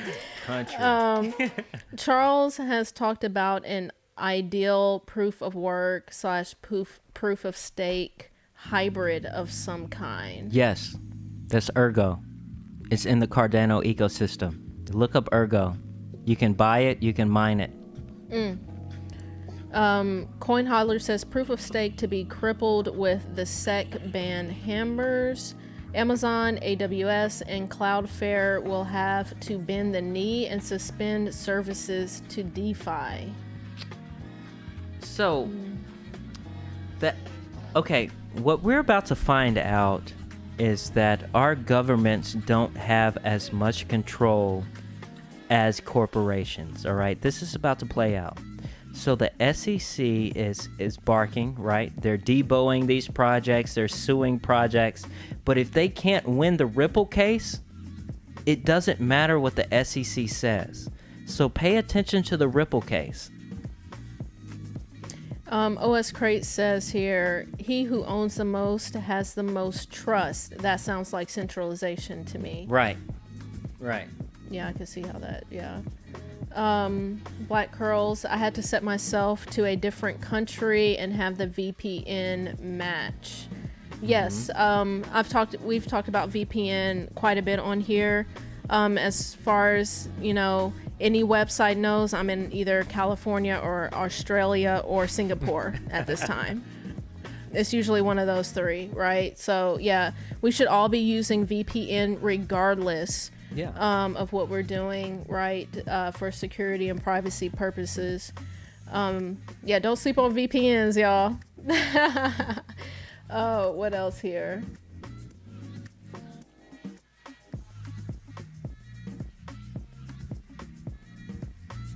Black Curls. Yeah, Black Curls. Black Curls says, I had to wait, I just read that one. Load up before the KYC requirements come in. Yes. Yeah. And I think another thing that's important to do is, make sure you have these accounts already, right? Mm-hmm. Like I was saying, I know people who had a Binance account, just the regular Binance account, and still using it till this day on VPN. Of course, Right. It's risky, but if you're willing to move in a specific way, you can make it happen. And really what you want to do is go to the solo.to account in the description and just go ahead and create all accounts to those exchanges that we have on there. And of course, if you sign up under our link, you get a cashback reimbursement. So go ahead and do that. Just take the time, take an entire day or half a day to sign up to as many exchanges as possible, because the governments, they're the final boss. They're going to put up a fight, but they're not going to win. Right, and we have another one here from Coin Hodler. Says, what about bail-ins at the bank? Crypto bail-ins at the centralized exchanges. What a nightmare if Coinbase turns into Robinhood and blocks BTC withdrawals. Well, I know one thing. A lot of us would immediately stop using Coinbase, right? Right. Right. But the average person still uses Robinhood right now, right? And the ease of use. But I will tell you, if we go that route, that people will just use DeFi protocols. Right, and hopefully, and we have to consider it's going to be certain type of people using DeFi protocols, because, your average person is going to want the easiest thing to use, right? Your average person, but of course, OGs, people who are privy to all of this, they would run for the frickin' hills if Coinbase were to implement something like that. But I will say this, you shouldn't have a whole lot on Coinbase anyway to begin with, right? It should be on cold storage. You should have it on a desktop wallet, right? All these things are precautions that we should all be taking right now in case we wake up one day and we're like, what the F just happened? Exactly. Where is the withdrawal button? X, Y, and Z. Because you best believe when crypto hits $100 trillion market cap, governments around the world are going to try to figure out how to get your crypto. Right. They're going to want control. Get it off of exchanges. Right. Nigel says here, search top assets by market cap and you can see BTC placing. Yeah. And if I'm reading this correctly, BTC is number one right now, right? Is the closest thing. And it will be. Right. Bitcoin will be the number one coin for the next 100 years. Right. And again, not financial advice, but the longer that you're in the space, the more you realize Bitcoin's dominance and why it's here, and Bitcoin birthed this whole industry in the first place. Right. So as corporations, as governments, as family offices start to gain crypto exposure, their first step is to Bitcoin. Bitcoin is the window to the cryptocurrency universe. Right. Also here, Ish says, I can't locate your Twitter. So Ish, we apologize. It's been a journey with Twitter. We got suspended. We don't even know why we got suspended. No idea why we got suspended. It's probably me. And honestly, I kind of think it was low-key because we were using VPNs. Because if you in our Twitter right now, it says that we live in Singapore. And they're probably like, why do they keep showing up in California and in Singapore like at the same time? But we've sent in an inquiry. Yeah, we sent a DM to Jack Dorsey. He's looking at it right now. Right. Hopefully our Twitter will be up this week. If not, we may have to start a whole new Twitter. So be on the lookout for that. Our apologies on that. It's been a journey. Okay, Edward says, happy to be here before the 1K. I wanted to follow you on Twitter. It shows me suspended. Yes, we're suspended. Yeah, we're suspended. Follow us in the Discord, though. And I was trash talking some people. Oh, okay. That may have been it, too. This is why I handle our social accounts, right? So we're trying to get that back up, y'all. But until then, go ahead and subscribe. Go ahead and hop in our Discord. We'd love to have you. And yes, W, thank you for being here before the 1K subscribers. Like I said before, we pay close attention to who's rocking with us. We're gonna do something special for y'all. Yeah, we got some special things that we're planning. So thank you for being here. OS Crates, I was thinking about the status of BTC as a legal nationalized currency and not as a taxable SEC asset now that El Salvador has broken the bank. So we're at the beginning of that battle, right? Right. Latin American countries are going to be the first to adopt Bitcoin as their legal tender. Then I suspect it will be Middle Eastern countries, then it'll move to Asia. Europe and America, they're going to be the last countries to adopt this. But they're going to be forced to adopt Bitcoin because the rest of the world is buying it. So the only way that these colonized countries or these these European or Anglo-Saxon countries can keep dominance over the world is to buy Bitcoin. And we're going to see that play out. Right. I was almost going to say something, but I don't think I'm going to say it. Well, have another drink. But I mean, you're right. You're right. Long story short. Black Curls, the Ripple case with the SEC sets precedents for crypto. Yes, it does. Absolutely. And if you've been following that case, our United States government is laughable. They don't know anything. Let me tell y'all, it's something about taking the orange pill that it really just freaking opens your eyes to how incompetent officials are in the government, and in the Fed, right? Or you can either say incompetent or evil, because it's one or the other, right? They either don't know any better or they're trash human beings, right? But moving on, let's go to the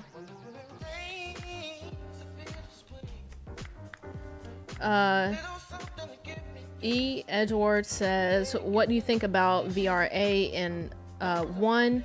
Good time to buy or wait for the dip? So what coin?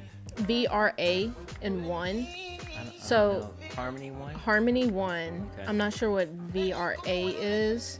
My whole thing is, and I don't know much about this to really even comment on in the first place, so don't take what I'm saying right now for a grain of salt, is I have a one bag just to sell it within a couple months, right? So I'm up significantly on my one bag, and that's the only reason why I'm holding it, is because it's easy cash for me. Right. It's easy money for me. Right. But again, I don't know much on the projects at all to really give an educated answer to that. Yeah, and me either. I don't know much about either one, but I will tell you this. Again, I don't know much about your financial situation, and that plays into the whole scope of where you should go, right? So if you don't have a good foundation in the crypto industry, you need to focus on base layer solutions, okay? Not financial advice. And right now, if you're new to the space or semi-new, you need to look at your portfolio, right? You need to see what are base layer solutions, what are second layer solutions, what are oracles, what are DeFi projects, and you need to think, if we enter a bear market in January, which one of these projects will hold up, right? And it's most likely going to be your base layer solutions. Polkadot Bitcoin Cardano. And that's what we say here. So right now you need to be thinking about the bear market. What coins are going to hold the most value if shit goes to hell, prices plummet, right? What are people going to hold most of their value in? And it's going to be those base layer solutions, right? Everyone is a genius in a bull market. So every coin is going to go up. Everybody's a genius in a bull market. You could throw a dart at coin market cap and pick a coin, and that hoe is going to 10x by December. right. So Ebro says here, sent y'all a 4-minute greeting video from London in the UTGT room. Discord channel. Check it out when y'all have a moment. I see it right now. Of course you can see it. I have it up on the screen. I'm going to take a listen to this after the show. Thank you so much, Ebro. You've been rocking with us. Since the beginning. Yeah, so thank you for that. Nigel says, don't store coins on an exchange if you're not trading. Yes. Not your keys, not your coins. Yes, period. Not your keys, not your cheese. Period. Right? And I know I wear this hat quite a bit. This is Bitcoin Zay, his hat, his collaboration hat that he did with Bitcoin Movement, I believe. And so Bitcoin Zay always says, not your keys, not your cheese. Period. Yes. So anything you have on an exchange right now, you should have already made peace with the fact that it could disappear at some point. Right? Because that is possible, right? So yeah, not your keys, not actually, your Bitcoin cheese. Zay this past week was on Fox Business News, and he actually killed that interview. I heard about that, yeah. I might have to pull it up.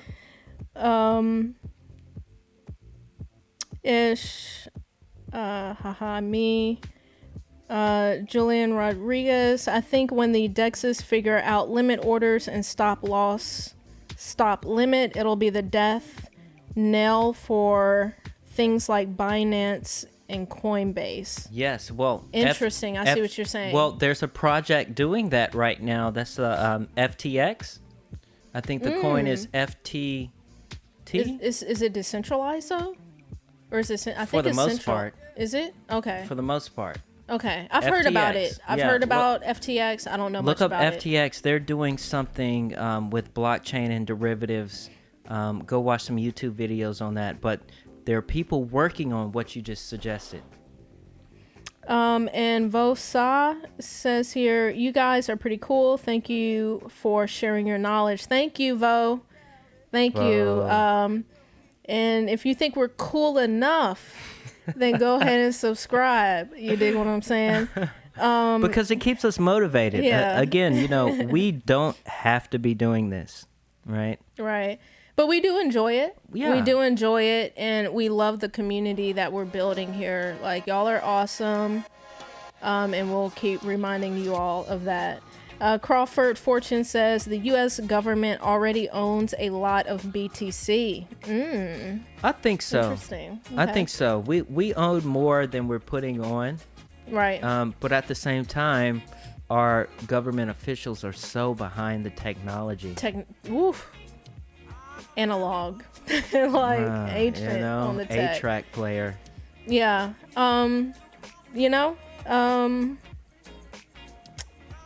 Yeah, I guess we'll, see what is, really revealed with that at some point. Nigel says here, I think that El Salvador dip was the IMF having a hissy fit.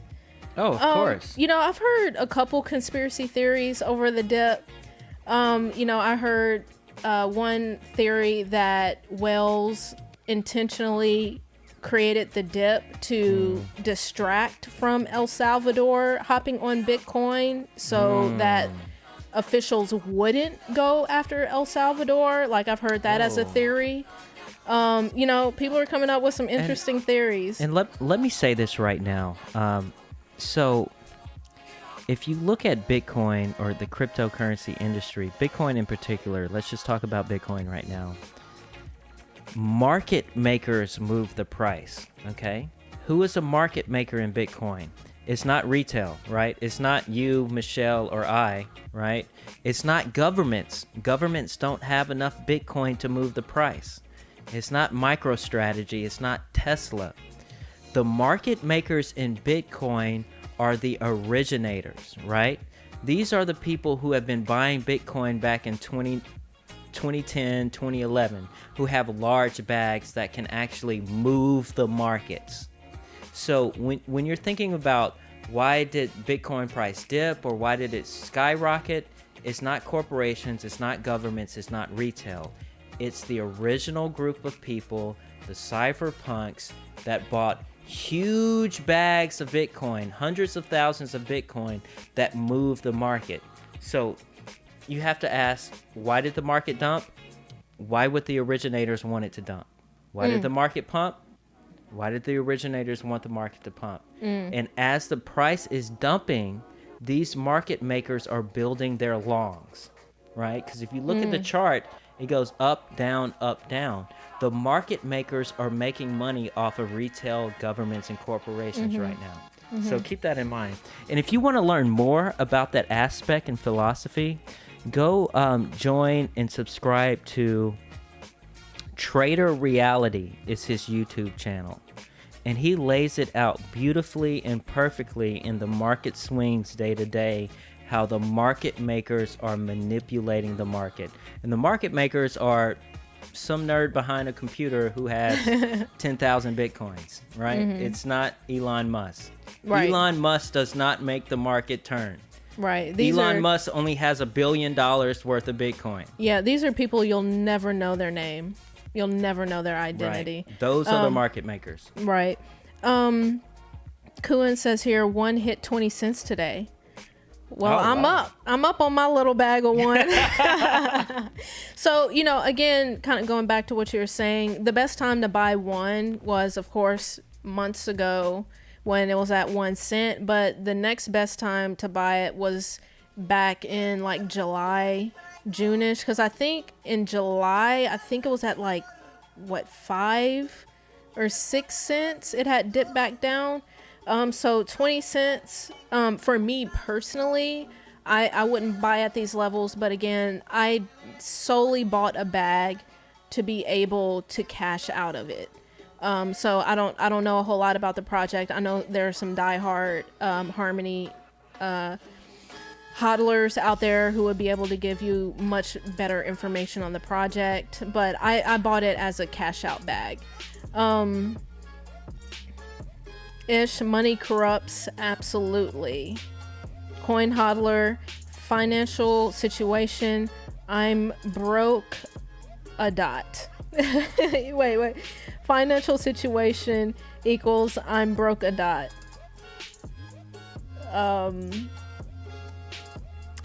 It says, oh wait, here we go. Shiba. Julian says, even some smaller, less known chains know Latin America is the next stop, like Expanse working on a blockchain federation for Latin America. Big chains can't sleep on Latin America. Yes. Right. And again, that kind of goes back to Cardano as well. Focusing on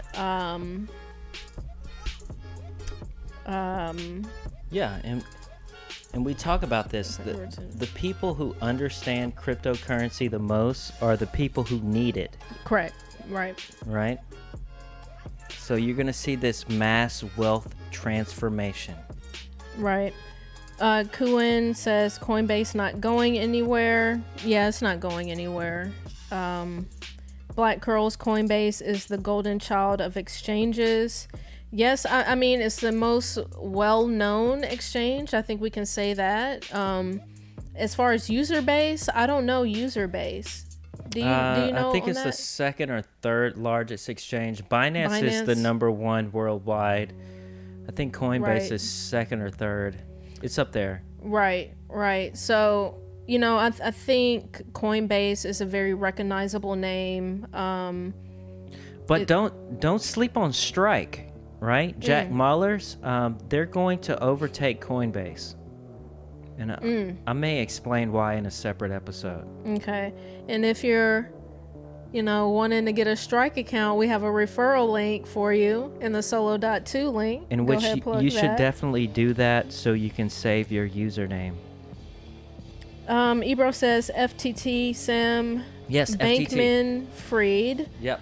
I'll be picking up that coin in the bear market. Right now it's run up too much. Oh, good point. Good point. And good point. And that's what we're doing right now. We're looking at what is performing the best, and we're trying to figure out what coins we're going to buy in the bear market. For us, Solana is one of those coins. Mm-hmm. Solana is going to be around for a while because they're using the Rust language there, so developers are going to flock to that. I think it's just really overvalued right now, but we will look at it in the bear market for sure. Right now, we're just rocking with Bitcoin, Polkadot, Cardano. They're going to be massive. Right, and I know we've kind of had private conversations about this, Creole, but I think part of what we have to do now is really start to see the category in which these blockchains are going to fall in. And what I mean by that is, like, for example, when I think Solana, I think gaming, right, in metaverse. When I think Cardano, I think the future of DeFi. Right. When I think Polkadot, I think interoperability and kind of like corporations. This glue to connect everything together, right? Mm-hmm. And again, we're so early that we really don't know what this is all going to evolve into, but those are the type of things that we have to start thinking about now and kind of envisioning the place where these blockchains are going to be, or the category in which they're going to. And we were in the same predicament last bull cycle. In 2017, Neo was going to be the blockchain for gaming. Haven't heard anything out of Neo. There were so many other projects back then. So you have to focus on what you feel in your heart and in your research that's going to be here for the next 100 years. That's why we say Bitcoin, Polkadot, Cardano.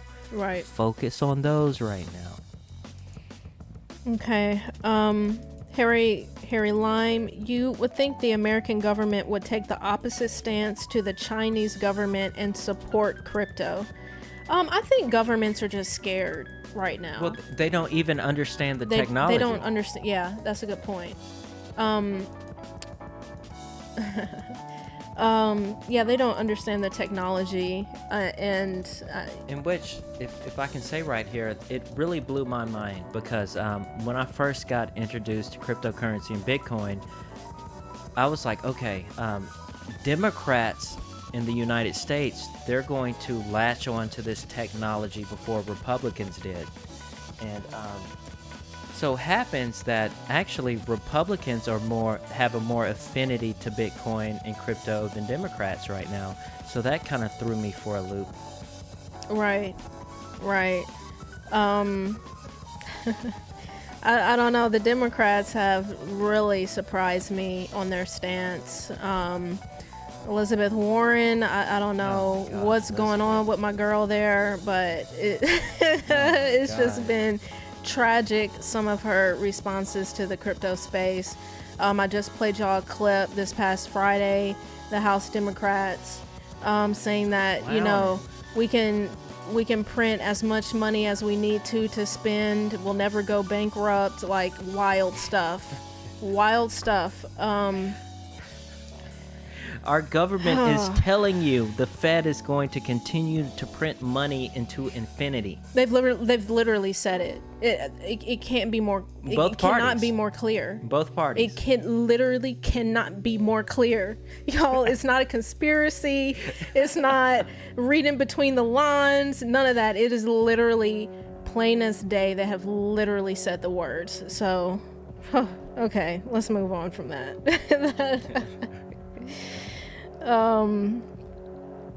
Crawford Fortune, they have confiscated it, not bought it. They probably aren't doing much with it currently. I'm not sure. With crypto? bought it. They probably. I'm not sure what he's. I'm assuming he's talking about the Fed and confiscating crypto and Bitcoin. But, you know, in those past examples, you know, whenever the Fed confiscates Bitcoin, they sell it. I think I read an article, if the Fed kept all the Bitcoin they confiscated, it'll be worth a couple $1 billion or something. So they don't understand the technology. Coin Hodler says here, limit orders on Unilayer Exchange, DEX. I think Project Serum too. Okay, that's something for us to look into. Don't know anything about that. Yeah, okay. I'm not familiar with those. Serum sounds familiar, but we'll look. Yeah, we'll look into that. W says Mango on Solana, DEX with limit order. Okay, Mango on Solana, so I guess that's a DEX that has limit orders. And I'll be honest with you, we completely slept on Solana. But here's the thing. We were told about Solana when it was like, what, below $5? It was around $4 because I remember, because this is where I give Heidi and Toby their tips on their props on crypto tips. They were talking about Solana when it was at like $4. Yeah. I was listening to the content. I just didn't take any action on it. I was consumed with Polkadot at the time. And I mean, no regrets really. I wish I had taken more time to understand the significance of Solana. But, you know, it is what it is. Yeah. Proof of history. Everybody's going to have that story where they heard about something, didn't look into it further, and they miss out on the bag. But speaking of which, let's talk about on missed bags. I remember I almost bought a CryptoPunk for like $2,000. Yeah. And I was going back and forth with Michelle. I'm like, is this JPEG worth $2,000? We all have stories like that. Shoulda, woulda, coulda, huh? Now the floor is what? 6 figures? Yeah. So you're going to miss out on bags in the crypto space. You are. Don't let that stray you. Yeah, it is what it is. It's going to happen. Coin Hodler says Serum with the geo-blocking now. That's new. Geo-blocking. Interesting. Okay, we're going to have to look into that.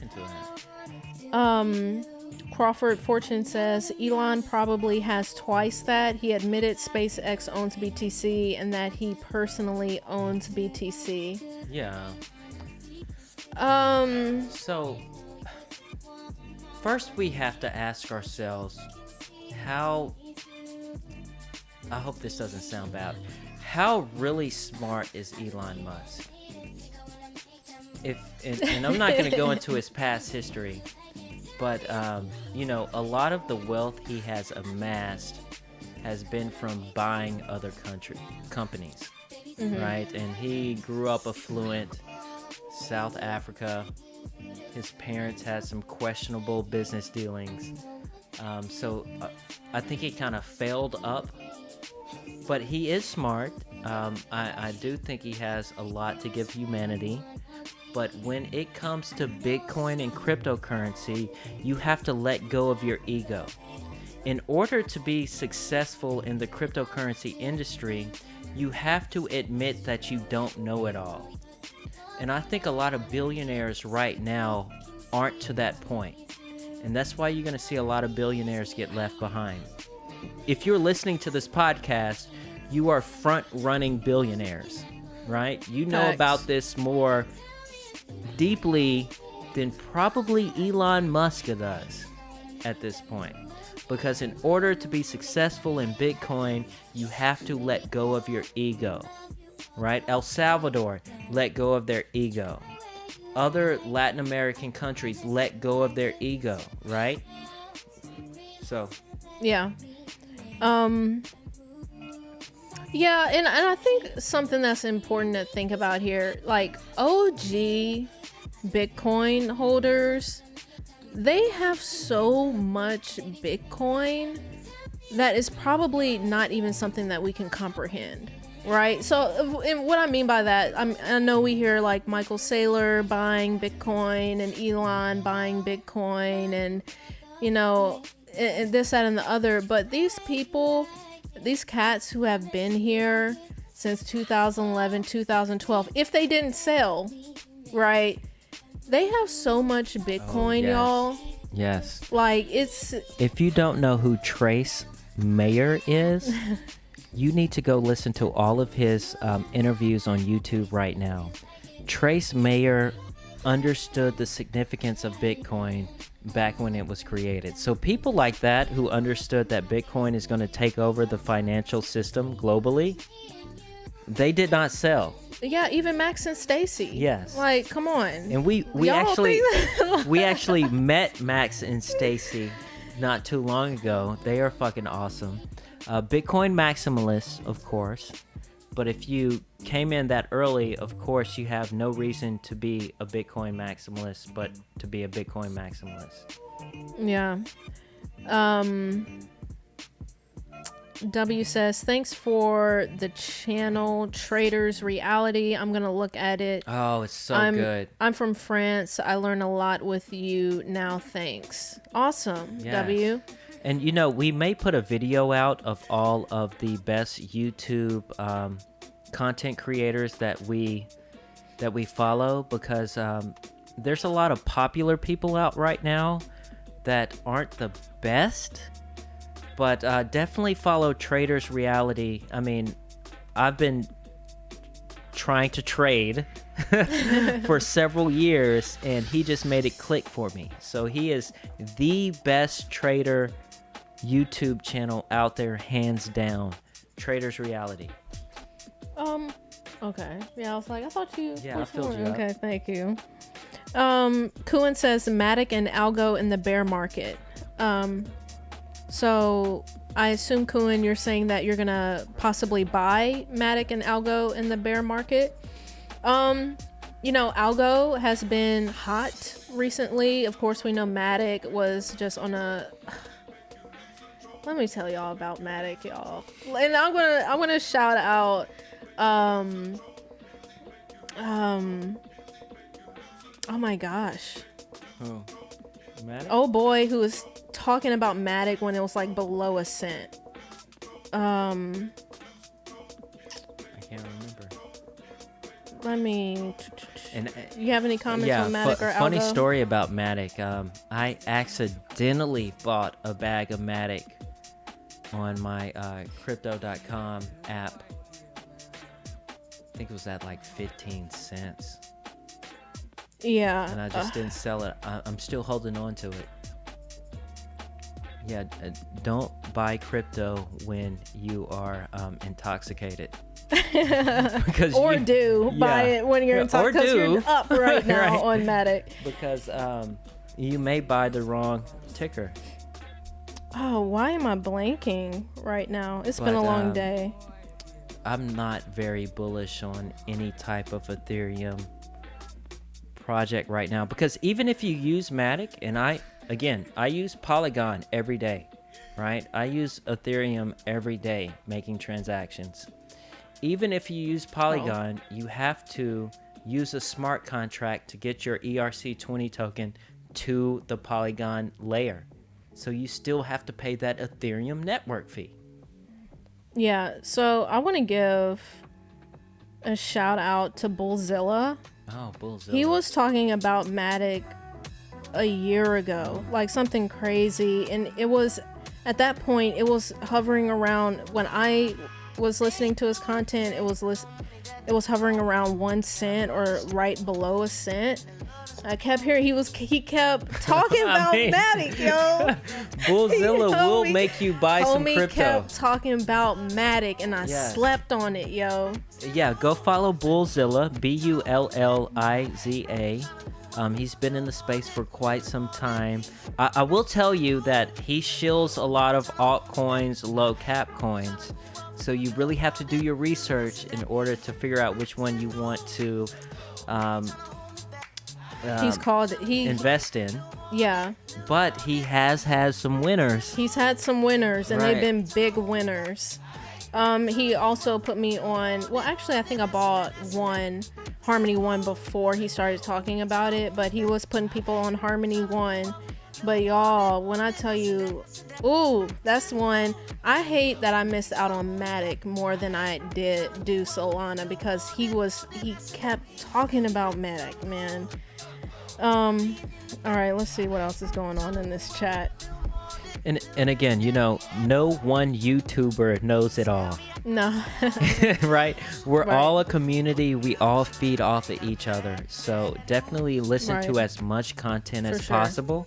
And here on this channel, we're going to direct you to the most competent people in the space right now. Right. And another thing that I can say on that, yes, listen to a variety of content from a variety of creators, but also listen to the creators who all they talk about is Cardano. All they talk about is Zilliqa. All they talk about is Solana. It's important to listen to those channels too, for people who dedicate themselves to one specific to one blockchain, one specific ecosystem, because I'm telling you, and I've just talked about this, there's a lot of content creators, and there's no shade when I say this because we do this a little bit every now and then as well. There's a lot of content creators talking about 5, 6, 7, 8, 9, 10 different blockchains and ecosystems. There's no way they know what they're talking about. You can't keep up. There's no way. The space is too explosive.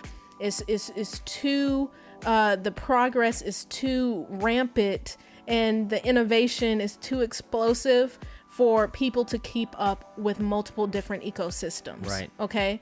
So yes, listen to your Bit Boys and your banters, your banters, your Elio trades, your this and that. Absolutely, those cats are awesome. But at the same time, if you're planning to invest in a specific ecosystem or a specific coin or blockchain, you have to go to the OGs who know that blockchain in and out. Right. And who only talk about that blockchain. Period.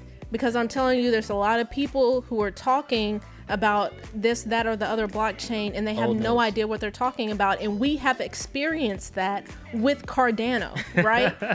For us, following Cardano and keeping up with the ecosystem and keeping up with the updates for the past 3 to 4 years, it's been very easy for us to point out BS when people have talked about Cardano, and it was obvious that they had no idea what they were talking about, right? So make sure you go to those blockchain specific dedicated channels as well.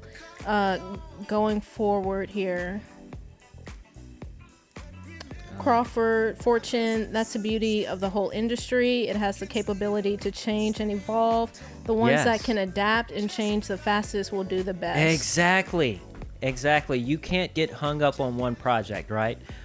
If there was a flaw in Cardano that came out tomorrow, we would be out here tomorrow letting you know about that flaw. Right? And but even with the concurrency, there were plenty of OGs. You had Big Pay, you had Hashoshi, who was so eloquent in how he explained that whole scenario with the concurrency and the extended UTXO and whatnot. There are people within the Cardano ecosystem who immediately will find the true information, right, and relay that to the community, and not just people out here throwing information around on Twitter. Moving forward. Oh, DOT is on a tear right now. Yeah. Polkadot is at $34. Bitcoin, Cardano, Polkadot, base layer solutions. And we will say, people are sleeping on DOT. Let's move forward in the chat. And you want to do a few more? I mean, we got... A few more what, chat? Yeah, a few more chats. How are you feeling? My laptop has died, so yeah, okay. Just keep going. Keep going. We'll be here as long as you're here. We'll answer questions. I'm here with my sister. We're live in effect, so I'm trying to enjoy this time. Cardano at $2.70 again, of course. Okay, Julian says, yeah, governments think you can get KYC from node transactions. They know nothing. Impossible. Nigel says, I'm in the UK. I've seen Elizabeth Warren argue with bank managers about doing the right thing for the people, and she comes to crypto, and I'm like, what the F? Yeah, it does not make sense. And again, we've covered some of Elizabeth Warren's comments on this channel before. It's obvious that she doesn't know anything. Well, she doesn't know what she's talking about. Well, Creel? like all politicians, she's a puppet, right? She's a puppet to her party. So, of course, she wants to run for president. So she has to bend the knee to the Democrat Party. And again, you know, of course, Elizabeth Warren is going to be the one to tackle this because she has banking industry in her background. But what's so sad is that she hasn't done the basic research on cryptocurrency to realize that Bitcoin is the ultimate opportunity for the people that she fights for. Bingo. And I mean, if you just do even a small amount of research, you would understand that's why Bitcoin exists in the first place. Yeah. Right?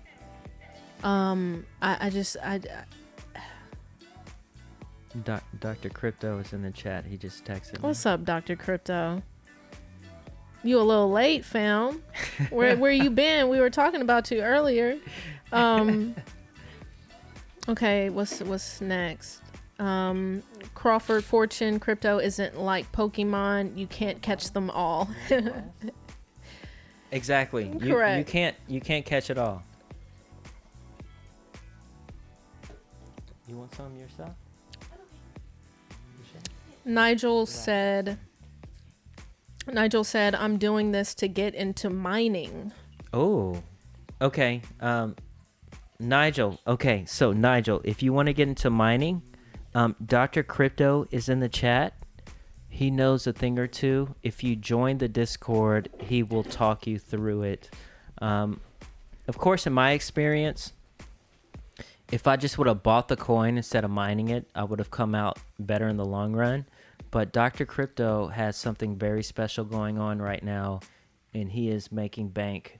So definitely reach out to him for any advice or mentorship. Right. And we have a crypto mining channel in the Discord. We haven't posted recently in this, but actually Creel actually has been doing a lot more research into mining. Like he was saying, Dr. Crypto. Yeah, because I actually travel a lot. So, I mean, I've been in a hotel 200 days out of the past 365 days. So I'm trying to find some type of rig that I can move with me portably and take advantage of free internet and free energy. And I have a couple of ideas in mind, and I will be posting that to the mining category in the Discord. But reach out to Dr. Crypto. He's on the Discord channel. He's an OG member and someone I respect personally. Absolutely. What else we got here? Julian says, if you don't already, I'd follow Jack Ingram Crypto for Cardano news. He's a pretty cool one of the YouTube crypto peeps. That's awesome. a new name. Yeah, that's a new name. We'll check it out. I haven't heard of that name before, but we'll definitely check it out. Kuan says, I bought Matic at 30 cents. I meant to buy Polymath, but I decided to hold instead. Hey, we're on the same vibe right there. We're on the same vibe for sure. I meant to buy something else too, but hey, it paid off. And Dr. Crypto is also saying popped a bottle. We popped a bottle too. I think we're on our second bottle of wine right now. So catch up. On our second bottle. Catch up. He also says green dot on the daily for Polkadot. Yes. Polkadot's about to explode, right? So right now, Cardano is in the spotlight. And I think Cardano will continue to be in the spotlight because all of these DeFi projects that are about to fall on your face and melt your face. But Polkadot, do not sleep on Polkadot, right? If you have no exposure to the Polkadot ecosystem, focus on Polkadot other than Kusama. Right. Because Polkadot is very undervalued right now. Extremely and undervalued. if you hold this Polkadot coin, you will be able to auction your coin off to other projects and receive other free coins. Right. So that's why it's a no-brainer. Yeah, a lot of mover people who participated in that Kusama crowd loan to receive that mover. I know they're doing a little dance right now. Also here, Dr. Crypto, yes sir, we can't make it happen, but first, yes sir, we can make it happen, but first, y'all, let me try this one more time. Yes sir, we can make it happen, buy first, but mining is for long term. Creole is right though, buy first. Yeah, buy first. Ebro says, I'm currently mining helium, DPR, Planet Watch, and we'll be doing TFT2. DPR, is that deeper network? Nodal as well. Okay. Creole just came back to the mic. You needed a potty break? Is that what? Put all my shit on blast. But Ebro says, I'm currently mining helium DPR, which I think is deeper, right? Yes. Hey, Ebro, let me talk to you in the Discord. I'm looking into that right now. I want to talk to you. He's also mining Planet Watch, and we'll be doing TFT2 Nodal as well. Oh. And Crawford says here, how much DOT do you need to participate in the crowd loans? One. Yeah. Yeah, I don't remember reading anything about there being a limit. Minimum. Yeah, there's no minimum. So yeah, don't sleep on DOT, y'all. Yeah. Julian says, I made some good bank mining Conflux. That's new. Yeah, I'm not familiar with Conflux. We'll look into that. Are you mining it through your phone, or how are you mining it? Yeah, let us know how you're mining it, Julian. Ish, haha, y'all need to catch up. I'm on the floor, not able to get up. I know we can't keep up with it all. We can't keep up with it all, but that's why we have the community. Right, but he posted an emoji, a wine emoji. Gotcha. Okay. Well, it's a day to celebrate, so you know what I'm saying. For sure. Ian said, need to banging to this with y'all. I need to banging to this with y'all. I'm not sure what you mean by that. Are you talking about the music? Let us know. The Logic Sphere is in the house, y'all. What's up? Sphere. What's up, y'all? I'm loving the content you've been putting out. Hey, they get a little wild on the Logic Sphere channel. Y'all kind of turn up over there. So if y'all aren't familiar with the Logic Sphere channel, he has great content. He's been talking a lot about the comics and NFTs and things of that nature, stuff people are sleeping on. So go over there. And he actually has music industry background, so he understands the significance of what's going on right now, especially in the NFT space. So definitely go show love to Logic Sphere. And I keep telling you this, but we're going to collab on something. Right. So we're going to be reaching out to you. For sure. So yeah, y'all go show the Logic Sphere some love. And if any of y'all are into comics, NFTs, or just some real talk every now and then, you know what I'm saying? If y'all just want to be in a place where people are just talking real talk, definitely go over to that channel. Crawford says, sweet, I got a little bag of DOT. I was grabbing it when it dropped to around 10-ish here recently. Good. Awesome entry. Now you want to stake your DOT. Okay? Yeah, for sure. You've got a small bag. Turn that small bag into a large bag or a larger bag. And there's many different ways to stake it. You know, the safest way with Polkadot, you can stake it on your ledger. Move it to your ledger device. Because speaking of that, not to interrupt you, I was talking to someone in the Polkadot channel.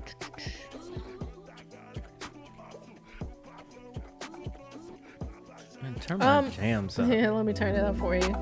But I can't remember. I think it was Madman talking about staking Polkadot. I personally stake my dot on Kraken, but Madman said he doesn't know how he quite feels about that. You can stake your dot on Ledger. It's a little bit more of a learning curve, a little bit more involved process, but you can do it. Right, and of course you do make a larger return if you stake it on Kraken and stake it directly to a validator.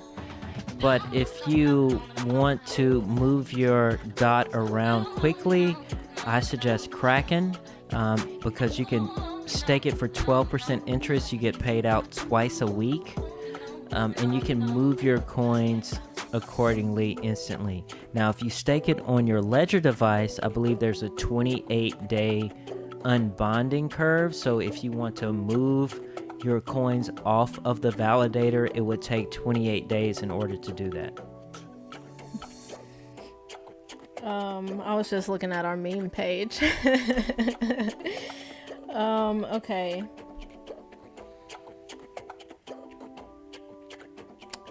Dr. Crypto says, don't sleep on Crow. Yes. Let's talk about that. People are sleeping on that. So, Crow is the coin by crypto.com. So here on the channel, we are all about moving from the fiat standard into a crypto standard. So with crypto.com, you are able to receive a metal debit card that you can use for everyday purchases, and you receive cash back for every purchase you make.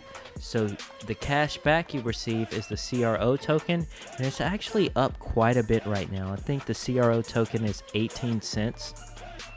I expect it to go to $1, not financial advice. But if you want to get away from the Chase, the Wells Fargo, the Bank of America, I suggest looking at crypto.com, receiving your debit card, wiring your direct deposit over to crypto.com. Actually, you can't do that, but you can direct deposit into crypto.com. Yeah, because I do that. I do that. Yeah. How do you do that? Yeah, part of my check direct goes deposit? in. Yeah, direct deposit. Yep, on Friday. Yeah, so what I do, I still do have a traditional bank account because I pay some bills from that, right? But and I've talked about this in the past, I do have a part of my check go into crypto.com, and it is direct deposited into crypto.com, and I use that to buy crypto or just to do purchases. That and it didn't work for me. So. Well, did you have a Chase account? Of course I had That a might have been why. No. Chase is the feds, bruh. The haters gonna hate. Maybe. But yeah, you can direct deposit directly into crypto.com and then use your debit card. But call out here, it is a prepaid debit card, right? Correct? So it's considered a prepaid debit card. Right. So there are certain types of purchases that you can't make. Let me make sure not to show. Don't dox me. Yeah. Let me make sure this is showing up. Okay, so Creole has the Emerald card, right? I have the Ruby. And yeah, y'all, it's a great way to start, transitioning into kind of more of a crypto focused sort of account. And with your direct deposit or money that you put into I didn't mean to interrupt. Oh, shit. You're all good. And so with the money that you put into that crypto.com account, you can immediately buy crypto with it, or you can, top up your prepaid crypto.com debit card and make purchase with that and earn CRO off of that. Yeah. Right? And the thing I love about it, if I'm out shopping somewhere and the wife wants something I can immediately transfer crypto over to my crypto.com card and spend it. So. And while we're on the topic, as y'all can see on the screen right now, I just pointed out again the solo.to link. If you're interested in crypto.com, if you click that link, you do get $25 if you sign up with our referral link, and you also support the channel. And then we're also going to show the fold card here. Creole has the fold card. Yes. I don't. I probably should have went ahead and gotten one, but I just didn't really think that I would use it. But and I actually only use this card for Uber Eats and DoorDash. So if I use the card to purchase an Uber Eats gift card or a DoorDash gift card, I get cash back in Bitcoin in my wallet, and I can move it anywhere I want to. Yo, Fold is the truth. Let me tell y'all, I don't buy a single thing off of Amazon that I don't go on Fold first to buy the Amazon gift card, get sats back, and then do my purchase on Amazon. Do you hear what I'm saying? I'm just going to pull it up right now. You can use this Fold app at 1-800-flowers.com, you know. Birthday's coming up. You know what I'm saying? Valentine's Day is around the corner. You might as well get 5.5% cash back for that purchase. Amazon.com, Athletica, Adams, Banana Republic, Bass Pro Shops, Bed Bath & Beyond, Bonefish Grill, Callaway. I mean, I'm just on the C's right now. Chipotle. If you eat at Chipotle or Chili's, get the Fold app. Right, and they have Domino's Pizza. Facts, but even your don't they have Delta and Southwest on there for your like airline tickets? It's either Delta or Southwest. I think it might be Southwest. But they do have one of those sites that you can, I think that Southwest Airlines. Southwest, is on right? Staples, Taco Bell. You know, the list goes on. Also, Uber Eats. I know a lot of y'all spending this money on Uber Eats. Might as well get sats back for it. I don't buy a single Uber Eats order without going to Fold first. It's easy sats back, and it stacks up over time. Like, I got hella sats from using Fold. And also, the team at Fold is really cool. When Creole and I went to Austin to the F. Elon tour with Max and Stacy, the Fold team was there giving out some coupons and little knickknacks and whatnot. They're mad cool. It seems like a pretty cool company altogether. Okay, what else? Let's hit this chat again. We got chat's still going. Yeah, chat's still going. Okay. We got 26 people watching right now. Wow. Creole. Thank y'all for tuning in. For those of you all who may be tuning in for the first time, my name is Michelle URL. We got Creole on the mic as well. 1 2 1 2. And this is Untwisting the Game Crypto, where we talk about Polkadot and Cardano and Bitcoin, a little bit on NFTs. And we're just trying to untwist the game for y'all, because some of us got the game twisted out here, y'all. And the space can get a little wild and overwhelming, and we're just trying to provide good information, and build a community where we can discuss projects and share information, and we keep you focused on the long game, long term. All right, so anyone can make money right now in a bull market, right? All the YouTubers that are shilling their coins, they're all gonna go up, but we're gonna keep you safe in the bear market. So subscribe. Right. And earlier we went through a segment on just celebrating today as smart contracts are launching on Cardano. We had some things to say earlier in regards to some Cardano haters, and what are they going to say next, right? Since smart contracts are here, since that's all they were saying to begin with. I just received 3 text messages about the Polkadot price right now. Is it on a tear? It must be. Oh, $37 right now. Jesus. Oh, the Logic Sphere asked, you guys on Polka Locker? I'm not. No, I'm not. What are you, Creole? what do you know about it?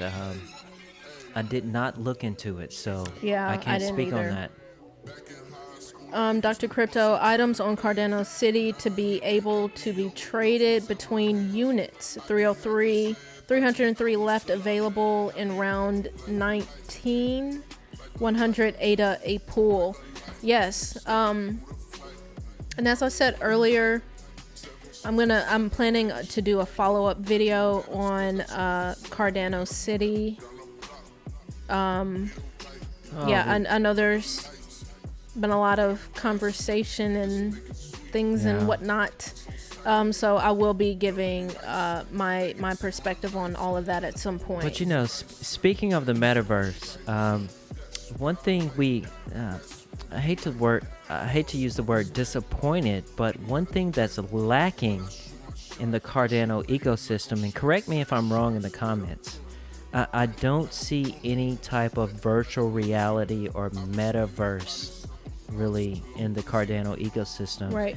But we are very bullish on right now metaverse and the Polkadot ecosystem, because it's going to be all about interoperability and look into not financial advice, but look into the project bit.country right now. We're going to be big into that for sure. Yeah, and I thought, when did I post about that? So BitCountry is, I think they're in the middle of their crowd loan on Kusama right now, but y'all look at BitCountry. Bit.country. Yeah, bit.country. Yeah, bit.country is the website, and again, they're wanting to launch on Polkadot. Right. But and the token isn't even out yet, so we're not shilling, y'all. Right, we're not shilling. We're still doing our research on it, but I will say that I'm very excited because this is one of the first projects that I've seen. Again, maybe I've missed other projects doing this across other ecosystems, but BitCountry, they're trying to combine NFTs with the metaverse while also allowing users to create that metaverse and build a social community economy within that metaverse that they build. Right. And so but their whole thing is like, you'll be able to do all of this in one place, right? You'll be able to mint your NFT in BitCountry. You'll be able to create your token and create this community economy. You'll be able to build your metaverse and your 3D virtual reality all in one place. Right. And if you listen to our past episodes, you'll know that we call the DeFi craze, right? After the DeFi craze, there was the NFT craze. That's what we're in right now. The next craze after NFTs are going to be DAOs, DAOs. Go look that up if you don't know what it is. And then the metaverse. So, and again, you know, we talk about this on our channel. So you should know that we're very bullish on the metaverse, the coming metaverse in the future. Facebook is getting into the metaverse. A lot of other major companies are getting into the metaverse and virtual reality and augmented reality. So the blockchain is going to bring all this together for us. Right. So if we're early in some of these projects when it comes to DAOs and metaverses, your grandchildren will thank you. Yes. Yeah, I know metaverse is a little bit of a hot word right now, but I don't think people understand just how much this is about to consume everything that we know. It's going to happen very quickly too. Slowly then suddenly. So yes, we cannot sleep on metaverse projects, on virtual reality projects. And another thing is, these social tokens, these community economies. We see it happening with NFTs right now, and how these NFT projects are building these communities.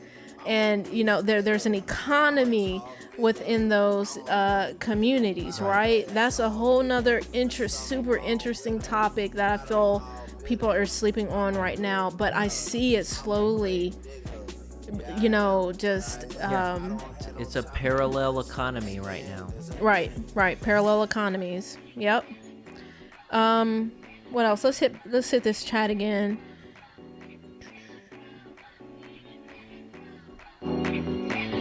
It's a rolling, not a stop. Watch shit don't never stop.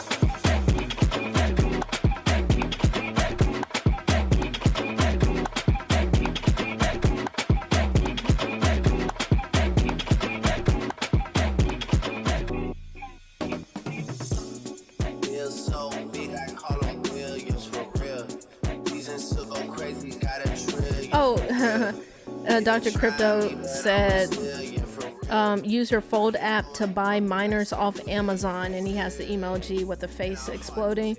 Yeah, y'all gotta be out here playing this game and getting these sats back. Even when I got my laptop, which was a hefty dollar amount, we used Lolly, and we got sats back. Right. With this laptop purchase, right? Yeah. So let's go over back here to the solo.2 link. So right here, Lolly, Bitcoin rewards when you shop, right? So we got my laptop on Best Buy, and we got sats back for this purchase, right? So mic, right? This costly mic, these Shure mics aren't cheap. Sats back. Right. Our Yahoo interface, our mixer right now, sats back. The mic stand, sats back, yes. right? Get these sats. It's easy way to accumulate these sats. Speaking of another hack of the Fold card, since it's a debit card, I saw this tweet by somebody. They said, I went to the grocery store, used my Fold card, and then I got $200 cash back. I got sats on that $200, then I put that $200 back into the card. Wow. So... People are out here finessing to stack these sats, y'all. We'll help you and twist the game. Let me tell y'all think it's a game, but and our cousin is on, actually. Okay. Thank you for joining. Yeah, y'all think it's a game. What happens when one sat equals $1? What happens then? It's gonna happen. Every sat is gonna matter. Every sat right now matters, period. Right? Let's go to the chat.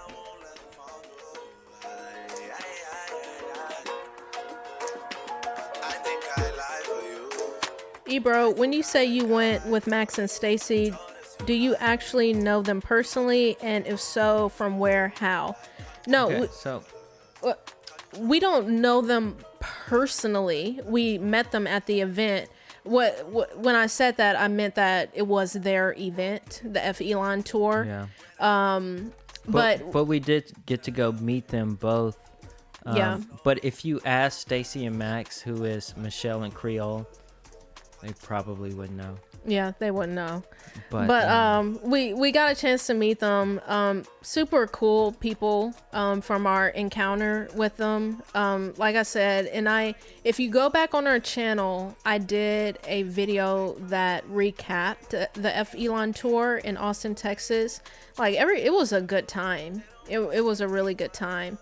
But yeah, short answer, we don't know them personally, but we have met them in person, and that interaction was pleasant. It was, yeah, right? And inspiring. Yeah. I bought more Bitcoin. Right, facts. Okay, back to the chat. And ask questions in the chat. We'll be here a little bit longer. Oh, Ebro says here, they would disown you both if they heard you talking positively about Dot and Ada. Absolutely. Absolutely. 100%. Yeah, and I've talked about this in the Discord before. We absolutely love the Orange Pill podcast and Max and Stacy. They're a hoot. They are some characters, right? But we know that they take a dump on altcoins on a daily consistent basis. And technically they're right. Technically they're right? Because all these Ethereum, Cardano, Polkadot, technically they could be built on second layer and third layer solutions on top of Bitcoin. But it didn't happen that way. Right. So.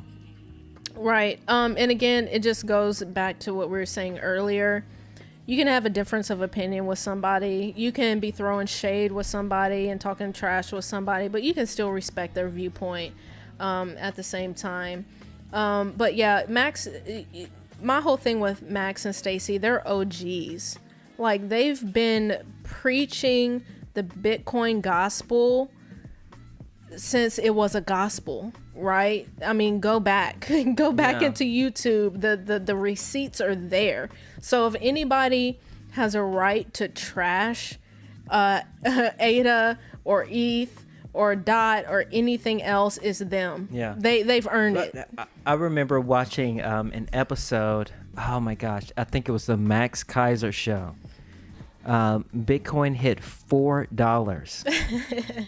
And Max and Stacy were like, "We've already won the race. Bitcoin is the global reserve currency." Right. They were calling it back then. Yeah, this was like 20. I don't want to say the date because somebody's going to call me out on it, but I forgot the date. But it was 2013, early on. Bitcoin hit $4, and they were like, "Bitcoin is going to hit $1 million a coin." Mm-hmm. So they've been calling it, y'all. OGs like that, they can do whatever they want. Do whatever they want. And quite honestly, they can be as toxic as they want as well. Exactly. It is what it is. They've earned it. Moving forward in the chat. Dr. Crypto, my financial advisor just texted me and asked me how to earn interest on crypto. Wow. The student giving advice for the financial advisor. That's where we are in the world. Right. Fernando Ortega, Ada Gang Compton. What's up, Fernando? Oh, Compton, you said? Compton. I was just out in Compton a couple months ago. Okay. Dr. Crypto dot at $37. Wow.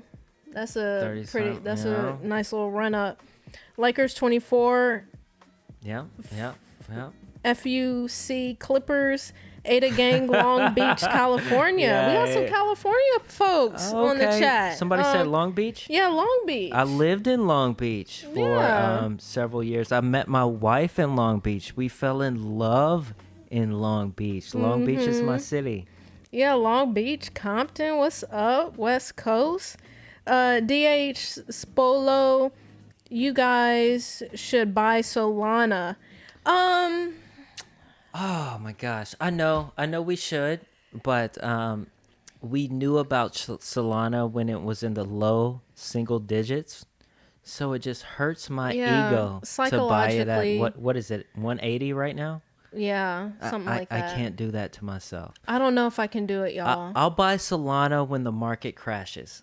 Yeah, will probably revisit if and when a bear market hits again, because I know there's conversations on that, but I can't do it. I cannot get myself to do it right now when I knew about it at $4. And I know Solana will be an absolute beast because of the proof of history, and also the Rust language, the coding language that they use. Right. So it'll be here for the long run.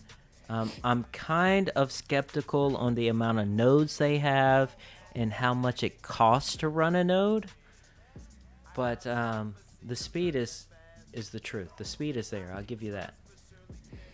Coin Hodler says, waiting till Sol dumps before I buy. Yes, me too. Lakers 24 says, WTF, I'm out.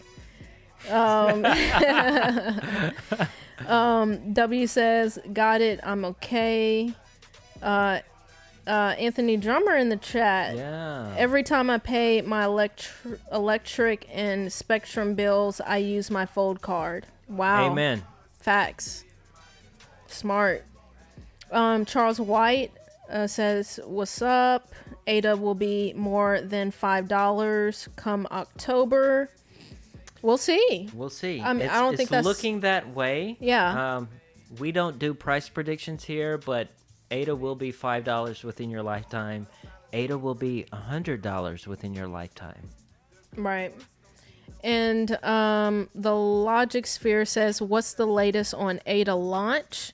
So ADA, the smart contracts launched today. Yes. Can you pull up? Do we have a tweet from? Let's see, right here. Or pull up the countdown website. Yeah. Turn that music up.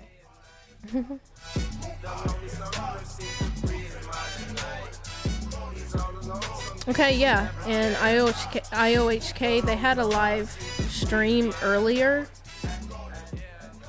but here confirms on their tweet, Cardano's Alonzo hard fork is live, ushering in a new era of smart contract capabilities, right? So everything is a go. Everything is a go at this point. This makes this step makes Cardano the most secure, the most fastest, and the most decentralized. When you consider all three into one project, it's the most in the top 10.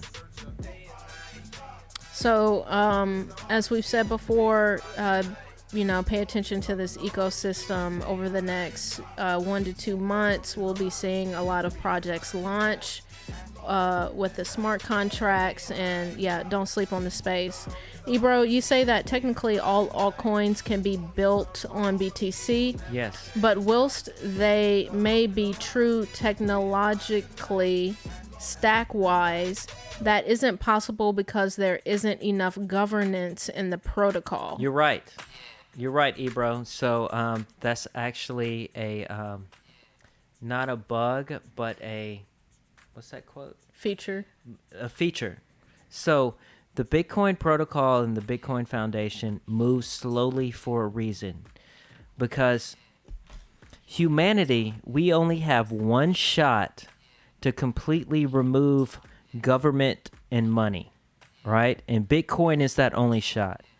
So Bitcoin's only focus is becoming sound money.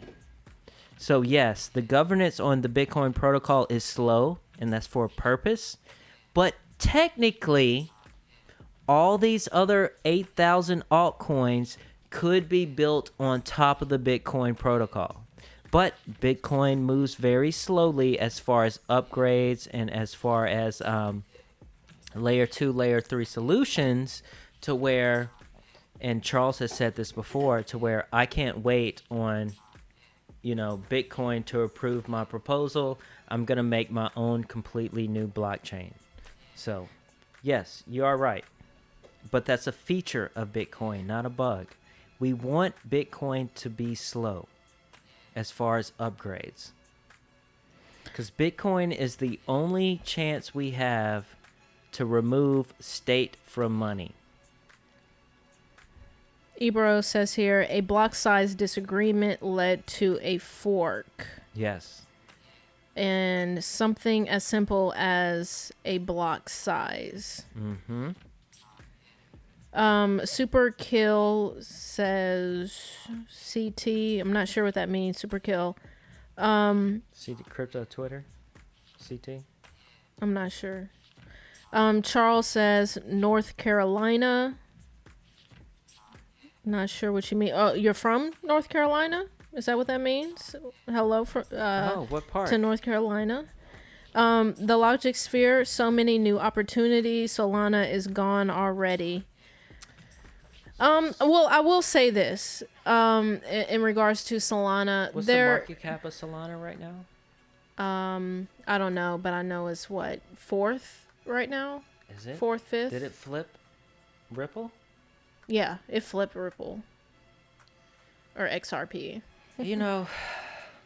Wait, what was I going to? I don't know how to answer that. Well, Solana is gone already. So I will say this. I mean, if anything, you can look at the projects building on Solana. So I know that we talked about Atlas, Star Atlas. There's a little bit of hype over Star Atlas, which is a game, and it's gaming, it's NFT, and it's metaverse as well, it's virtual reality as well. That's building on Solana. I think it's at 14 cents right now with a market cap of 300 million, if I remember correctly. Yeah. So, I mean, there are some opportunities with these projects building on Solana that you could possibly kind of play around with. But as far as, the Solana, coin, if you will, that 185 price point that it's at right now, I don't think I can do it for me personally. And we've seen this happen before. The last bull run, we've seen this happen with EOS. We've seen it happen with Neo.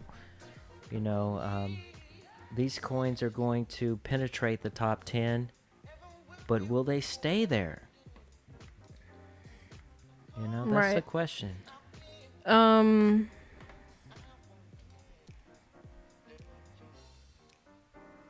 mean, I feel like Chainlink is more valuable than Solana, and it's number 12 right now.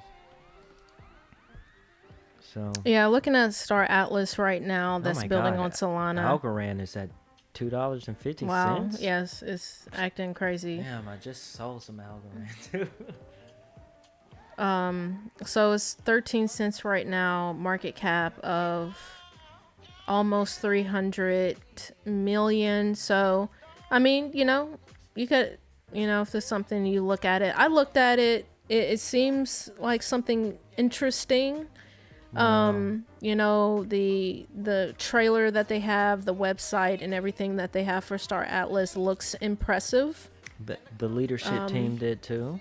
Right. So maybe something to look into. Superkill says, is ADA going up? I'm new to this crypto stuff. Oh. How new are you? What is new? Yeah, what is new? Let us know in the chat the month and year you bought your first cryptocurrency, and then we'll be able to better answer that question. Right, and it looks like ADA is down about 0.38% right now. It's down 12% since the 7-day high of that $3 and some odd cent mark. Yeah, I mean, I'm chilling. Like I said, there's still a lot of people in OGs buying at this price point. And again, thinking long term with ADA. Lastly here, and I think we'll probably go ahead and wrap this up. William Serrano, Solana's going up to at least $1,000. Get in now. Yeah, I hear you. $1,000? I hear you. Whoa, that's a $500 billion market cap, bruh. I mean, I hear you. I mean, eventually it will. Yeah. Maybe. Yeah. I mean, it's not out of possibility. I think for me is I think I can get it cheaper than now. Right. Because, so if you've been in this space for a cycle or two, this happens, right? Coins penetrate the top 10, and you're like, what is this project?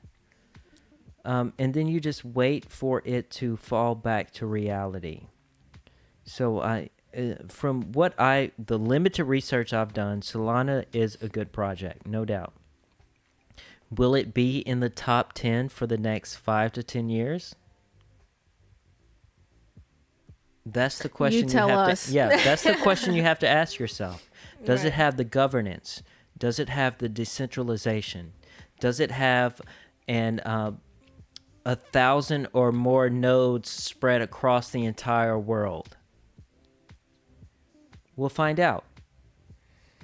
Right. Well, we'll see. We'll see. But we do have our eye on Solana. I have nothing bad to say about the project. Yeah. I just don't know enough about it. I don't know enough about it either.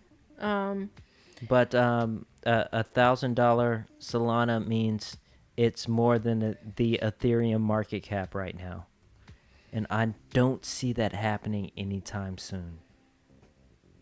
Well, there's definitely people calling it that is going to flip Cardano and Ethereum. And of course, it's always going to, We'll see.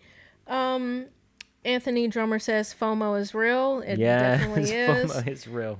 Ebro says, reading the first sentence of Satoshi's white paper, do you not think that BTC is failing at its primary objective, which is peer-to-peer? No. That it's now being reduced to digital gold, where most folk just hodl.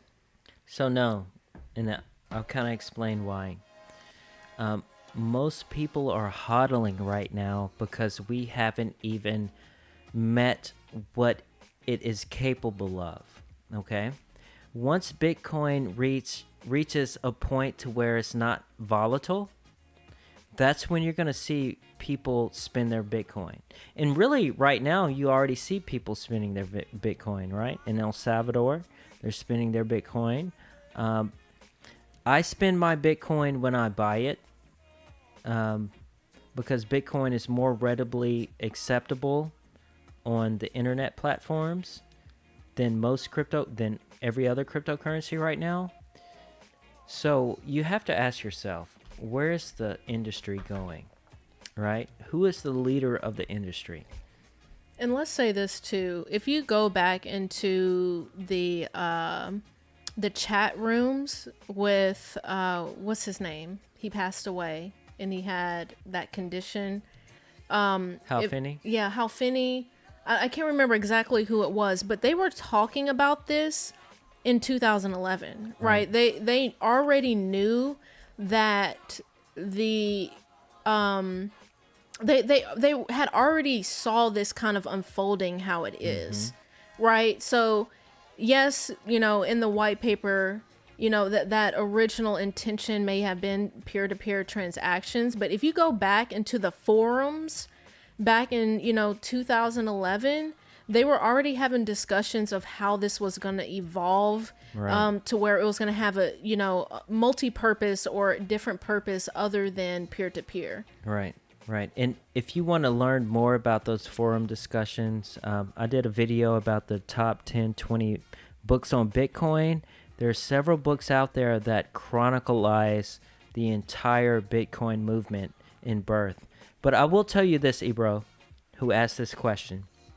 If you look at the top 5 coins right now, which coin is the most peer-to-peer? That answer is Bitcoin, right? You look at Ethereum. 70% of the Ethereum nodes are hosted on Amazon Web Services. A government can shut that shit down like that. Cardano only has the last I looked, 1,200 stake pool operators or nodes. So it's very decentralized, not as decentralized as Bitcoin, right?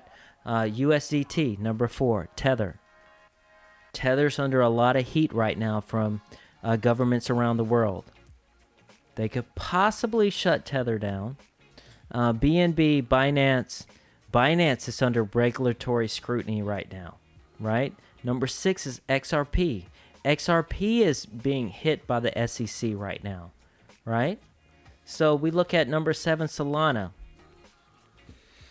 If the SEC says that lending platforms are securities, that hits Cardano and Solana and Polkadot. So Bitcoin right now is the only protocol that is untouchable by any government. So when we're talking about peer-to-peer, if I'm a Russian national and you're a United States national, don't send me anything else except Bitcoin, right? If I'm in Singapore and you're in... My dog is acting a fool right now. Hey, Luna. She must have just gotten back from her walk. She got back from her walk. She always gets hype after that. The end of the day, Bitcoin is the most secure, the most decentralized, the most unfuckable coin. Period.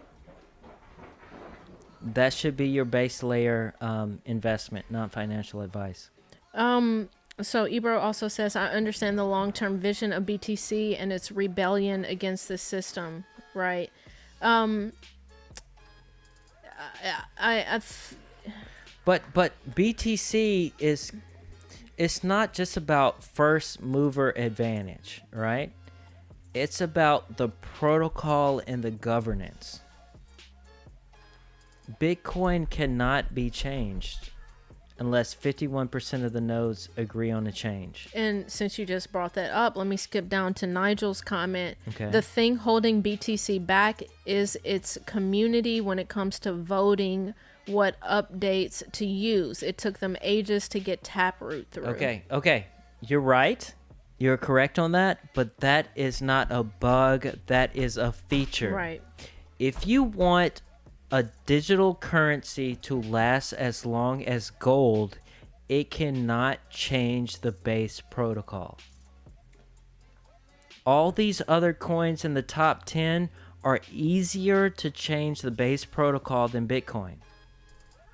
So if I am a hedge fund manager and I'm managing $10 billion worth of US dollars and I want to be conservative, I put my money into Bitcoin. Everything else will fall in line.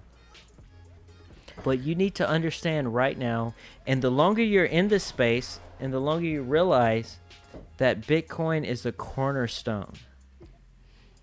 Bitcoin is going to be the last coin that fails. Bitcoin is going to be the last coin that stands, right? Right, yeah. So that is the most conservative bet right now. And new money coming into this space is going to be institutional money, corporation money. That's going to be Bitcoin. It's the stepping stone. And so Steak asks, what's your viewpoint on Elrond? I have a small little bit of Elrond, Yeah, I've just got some from Elrond, too. speculation. I don't know much about it, to be honest with you. Yeah. I haven't kept up with Elrond. Yeah.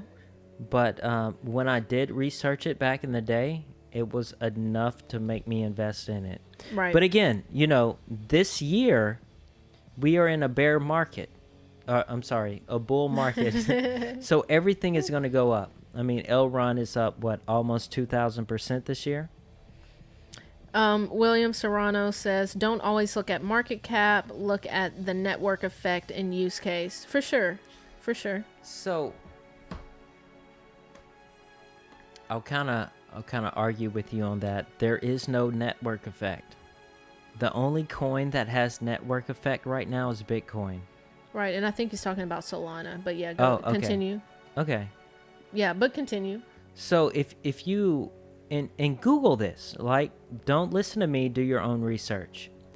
If you Google all the programming languages of the top 10 coins and you categorize them, all of those languages round to zero, right? Solidity rounds to zero. Haskell, which is Cardano, rounds to zero. Solana, which is Rust, rounds to zero. So we don't know what programming language is going to be used by most of the developers in the world yet. We don't. We'll see. Right. It's a betting game.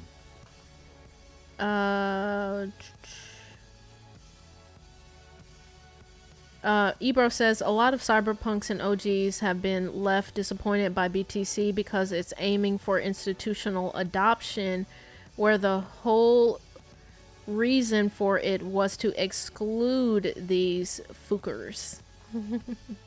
Okay, that's a good point. But I will challenge you on that comment. I will say Bitcoin has no voice, right? It has no leader. It has no government. It really has no foundation. So the market will decide.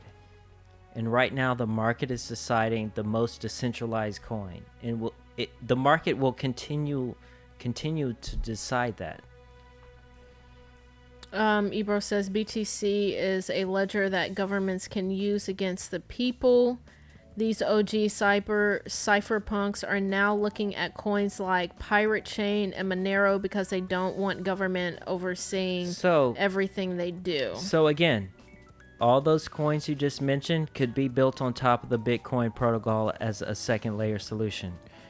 And Taproot, right, is one step closer to that anonymity. Right, it's coming. Yeah. Yeah, and again, all this has all been addressed, right? This has all been called out and addressed, and solutions are in the making for more increased privacy, right, if you will. And I'm not a Bitcoin maximalist at all. Right. But Bitcoin is so far the most perfect protocol. Mm-hmm. Ebro says on an open ledger. Coin Hodler says that's what the coin joins for. Just mix up and lose the tracks. Yeah. That. I'm not quite sure what that means. Well, that coin join is not 100% accurate to, and I'll tell you why. Because anybody using coin join is doing something dirty. So, do you really want dirty coins? Right. But there are other solutions out there for that. But Bitcoin will evolve and move more slowly than these other top 10 coins. But that is a feature, not a bug. Right. And so we're going to answer, 3 more chats here. Okay. And then we're going to go ahead and end it off. I have to use the restroom. I have other stuff that I need to get done this evening. TMI. I'm going to keep it real with y'all. Like, we got to wrap it up here in a little bit. But I hope y'all have been... I hope y'all have been enjoying the stream. If you have, definitely subscribe to us and join the Discord. So the last few here, and we'll end it off with Coin Hodler's comment at 7:53 p.m. But let's go to William says, trying to hold my Bitcoin for my retirement. Don't like to spend it all trying to stack as much as I can. Only 2 million Bitcoin left. Yes, for me, I consider Bitcoin as my savings account, right? That's why I buy every single week. I don't care what the price of BTC is. I buy every single week. And at this point, I treat it as, a savings account, right? Yeah, and I will tell you this. If you are saving it as a retirement account, I recommend you look at these IRAs or these 401ks that allow you to buy and trade Bitcoin as a retirement account. And I'll tell you why. Because if you plan to stay in America, but go ahead. Yeah, if you plan to stay in America, right? You can buy Bitcoin through your IRA, and then you don't have to pay capital gains taxes on that when you retire. And there's quite a few reputable IRA Bitcoin accounts out there. So definitely look into that. Because if you're only buying Bitcoin for retirement, you might as well buy it through your 401k or your Roth. Coin Hodler says, just imagine the institutions buying up the rest of it and just tossing $30 worth to people to start over. Yeah, well, they're going to have to, right? All these corporations, all these governments, to stay relevant, they're going to have to get into cryptocurrency. Right. And to end it off here, Ebro, exactly, if they catch you using CoinJoin, you're toast. Coin Hodler, if BTC was for the people, then MSTR hodling 110k Bitcoin is just tyrannical. MSTR, I'm not sure. I can't. Do you know what that is? MSTR? No. That's not looking familiar to me. Nigel, thanks for the stream. Nigel, but will you hold the keys to your 401k BTC? Yes. Some There are programs out there that allow you to hold your own keys. I think I Trust Capital is one of them. There's several different things out there. Just Google IRA Bitcoin. And that's it, y'all. You can hold your own keys. And that's it, y'all. We're going to play a little bit of this jams, and we're going to end it off. Jam. So lastly, if you tuned in, we got 25 people on the stream right now.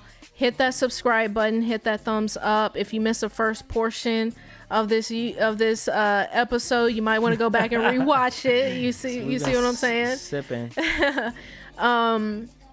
Also, hit our solo.2 link in the description and join our Discord. We'd love to have you in the Discord, y'all. Join it. And we're just gonna play these jams for a little bit, y'all. Right now. Click it. Hold on, let me play something right now. Turn it up.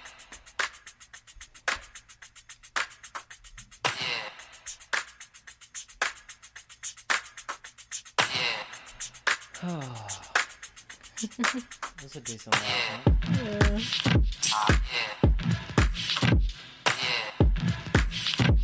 Hey, thank y'all for joining the Discord. Yes. Again, you're tuned in to Untwisting the Game Crypto, where we discuss all things Bitcoin, Polkadot, Cardano. Get your bags right. Oh, we got the Logic Sphere in the Discord. Come on now. Much love. Hey, Logic Sphere, if you're listening, whenever we meet up, that's going to be an epic night. For sure.